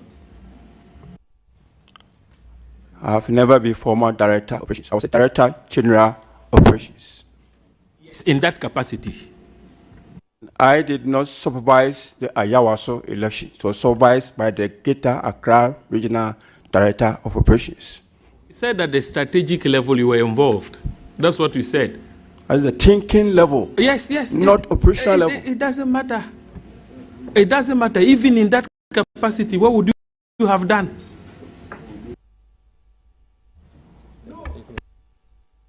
What would you have done? In respect of which one? In respect of which? You see, he's prevaricating. You see, you understood the question. No, what would I have done as in Director respect General, of which election? Sorry, as former Director General. Right, if you because you were lobbying to become IGP, you said if they take him to elections outcomes will not be favorable. So if you had that position, what would you have done differently to influence the outcomes of the elections in your party's favor? I never said so. What I would have done was to be in good relationship with all the security institutions so that together we can all work together and make sure that the election is conducted peacefully and no party can do any mafioso work anywhere to subvert the will of the people.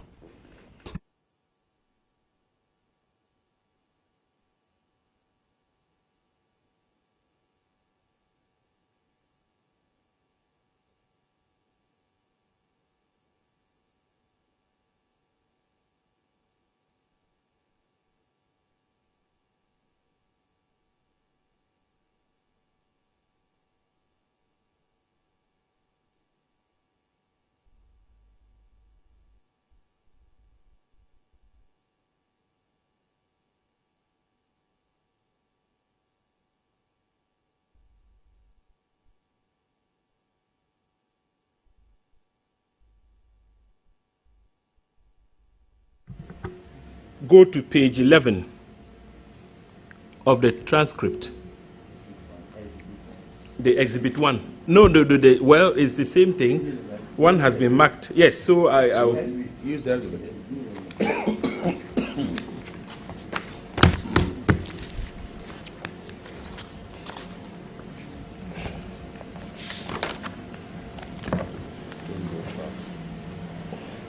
This is 12.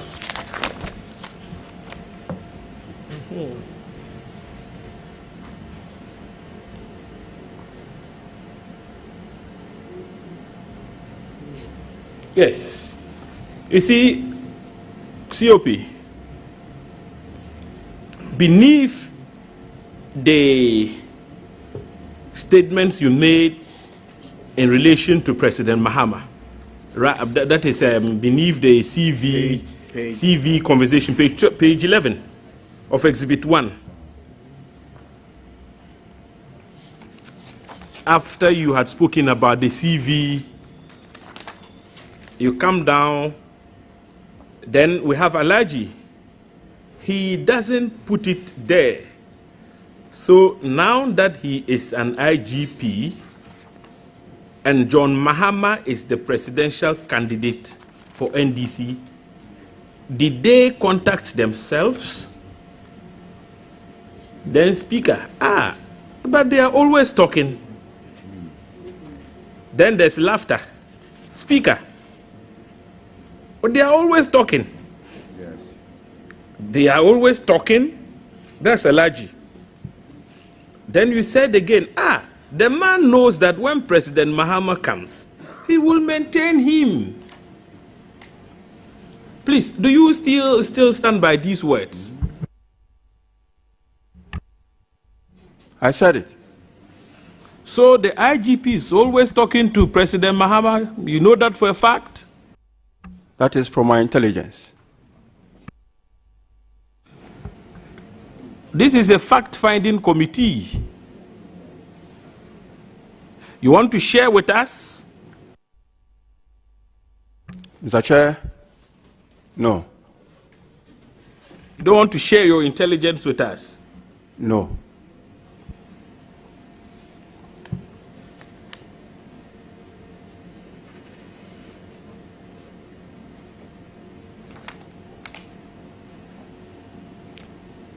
The man knows that when President Mahama comes, he will maintain him. Alaji, he will maintain him as an IGP. He is fooling himself. It won't work. Then, Speaker, he knows. Do you think? You see, COP, I am suggesting to you that you lied when you told Buri Nabu that the IGP is always talking to President Mahama. That was a figment of your own imagination. You have no evidence whatsoever. In fact, you have no intelligence whatsoever. This is your own concoction. You don't have any intelligence. You don't have any evidence. You said these things to Buri Nabu just because you wanted to be IGP. Mr. Chairman, there's a portion of the question which we have some difficulties with. What the Vice Chairman is saying is that he's suggesting to the witness that he lied under oath. We think that is a bit far-reaching. The statement that was made was that you were suggesting to him that he lied when he says so. You may disagree with him. We want the question to be rephrased so that he can answer it properly. But how do I rephrase it? I'm putting something to him. If it is correct, he will simply say it's not correct. Is it because I use the word lie? That is so. So if I were to say, but I use the earlier word, prevarication, what's the difference? I'm putting something to him that statement is not factual. It is not. It is for him to agree or disagree. You wouldn't be found wanting for perjury. I mean, we would take into account several other factors. Yes, you see, to determine perjury. Counsel. I'm putting something to him, right to him. When something is not factual, it's a different issue altogether. But when you say somebody is lying, you understand, then he's trying to peddle deliberate falsehood. So when you don't know a fact, it doesn't make you a liar. So that's the difference my colleague is trying to show. But you can always repackage it so that it will achieve the same decency, Yeah. Yes. Rephrase. But the whole point of the matter is that he has no evidence. So let me put it this way. So I withdraw the first. Council is not very happy about how the question was couched. Commissioner, I'm suggesting to you that as we sit here, you have no evidence to show that this IGP is constantly talking to President Mahama. You have no such evidence.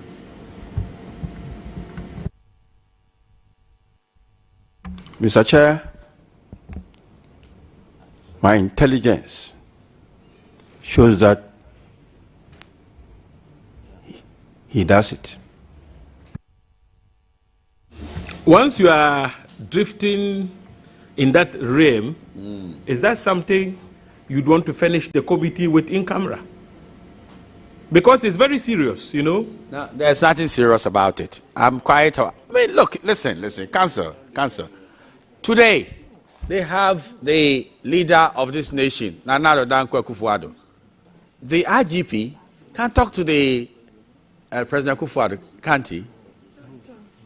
And if there are issues for discussion, so that maybe the opposition might pipe down on a matter for reasons of security, can't the IGP call former President Mahama and say, hello? Or what is wrong with that? Chairman, you see, don't let us not. Please, there is the context.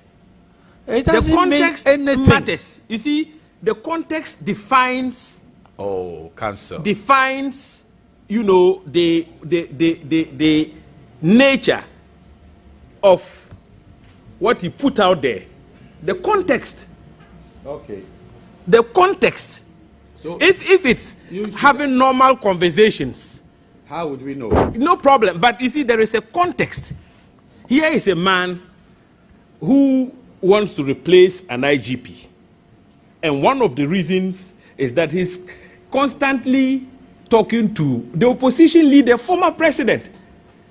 Yes. That is not something that is too good for the ears of Buri Nabu. It means that when he uttered these words, right, there were certain motives. So when he says, as a security couple, There's nothing wrong if he says somebody talks to another. Yes, ordinarily there's nothing wrong. But the context within which these words were said is problematic. And I'm asking if he has any evidence. Yes, he says he has intel. He said he won't share it. He said it. I asked whether, but he hasn't answered the second bit of my question, whether he would want to do that in camera. No, Mr. Chairman. You won't want to share it? No, yes. Mr. Chairman. So we can now properly evaluate what way to. If I had not done that, there will be gaps. There will be gaps. Exactly. But if I had not concluded on this note on this one, how would you know? Fill in the gaps.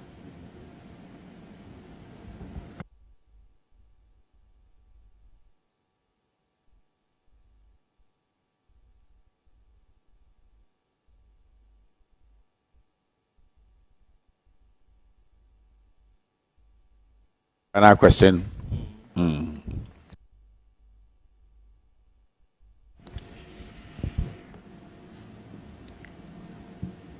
Commissioner,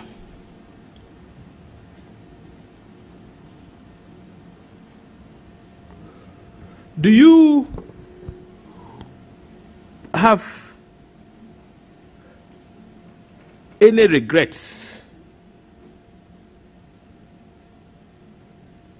about the leakage? Everything you said in that audio, do you have any regrets?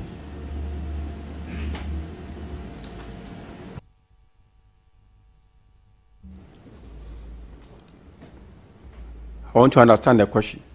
Are you asking me whether I have any regret about meeting Bukri Nabu? That is different from having any regret about the leakage, as if I caused the leakage. Please, can you, shoot the question again? Maybe yes, it's lost on him, yeah. Yes. You see, Commissioner, you were engaged in a conversation with a friend, someone you trusted. Now, you asked? You are captured as having said so many things. We don't want to go into that. I'm saying that as a commissioner of police, do you have any regrets that these things are in the public domain and Commissioner Mensah's name is being mentioned left, right, center? Do you have any regrets at all? Mr. Chairman, I must be frank. Yes, because I thought I was speaking to a well-respected, confidential friend. I didn't know that I was just speaking to such a person. Thank you. Yes. Now, this is the final question for the day. And then we'll see how it goes. Commissioner, since you've laid a foundation that the tape is incomplete, do you have the complete tape?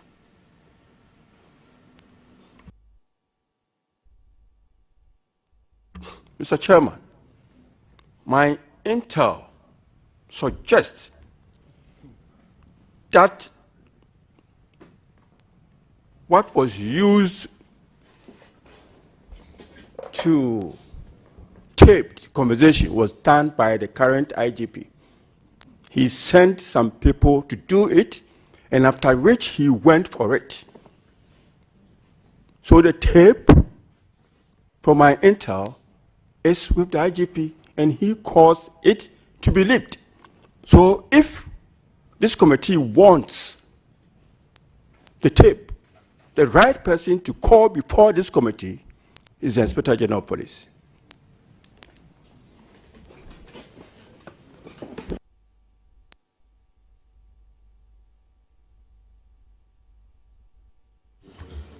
Commissioner, with the greatest of respect, did you verify what your intel told you, or this is a hearsay? Did you have the ocular proof from what your intel told you? Or this is something that you just believe it could be true? This is not something that I just believe to be true. But, Mr. Chairman, I wouldn't want to say it here, but I can tell you in confidence. I can tell the committee in confidence, but not here. In camera, okay. Yes, Mr. Chairman. All right.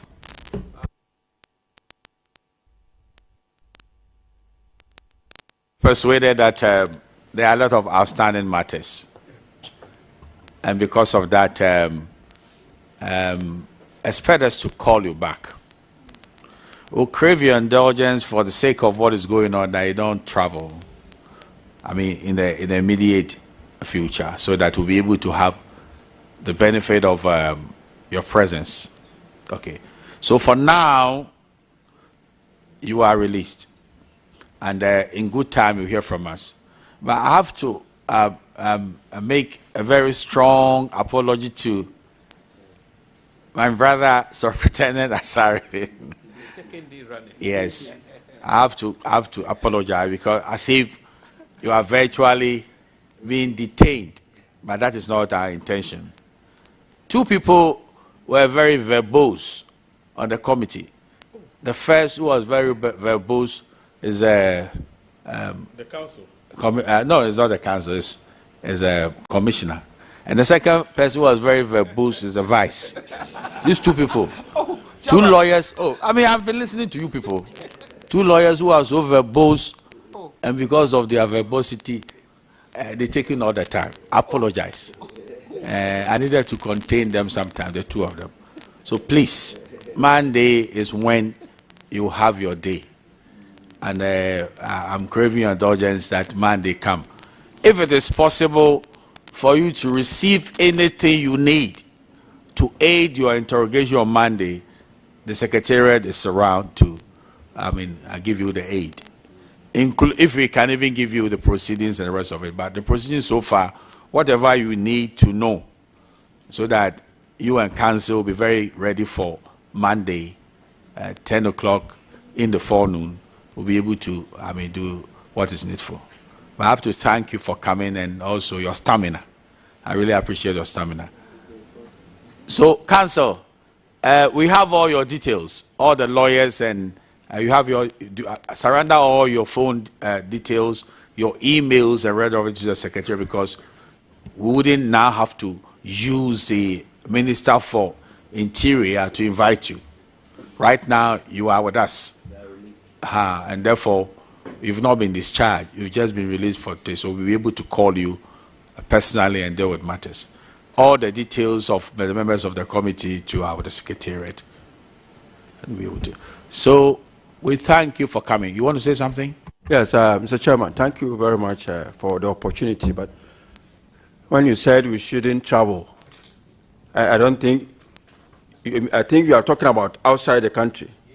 Yeah, because as I sit here, I'll be traveling to my hometown, Bekwai. Yes, oh, you can. Yes, yes, okay. You see, I'm saying that, like you going to have a vacation, in, is it Dubai? He says he's going to Bekwai. No, I'm saying that the travel, I meant like leaving the jurisdiction. Maybe there's an assignment that will take you 3 weeks, but even that you have to notify us. It's not because of anything, so that we'll be able to have the scheduling properly done. So, you are discharged. That's all I can say for now. Yes. Thank you, Mr. Chairman. I have to also thank the lawyers, for the time. And I will tell you that either you bring your own packed lunches or we can give you lunch. It's the same meal we eat, we can give it to you, so that it shouldn't be as if we have had a long day and we are being starved. Yes. Mr. Chairman, we are grateful. Sure. We will take the chance to take part of our taxes. So, the formal proceedings have come to a close, and we have adjourned proceedings to Monday, 10 o'clock in the forenoon. So please, you can leave this chamber because formal proceedings have come to a close. You can leave the chamber. Yes. Oh, Mr. Asare, Superintendent Asare knows it's Monday. Yes, there's certainty, and then he's the only one. So it could be very snappy. 10 in the morning. 10 in the morning.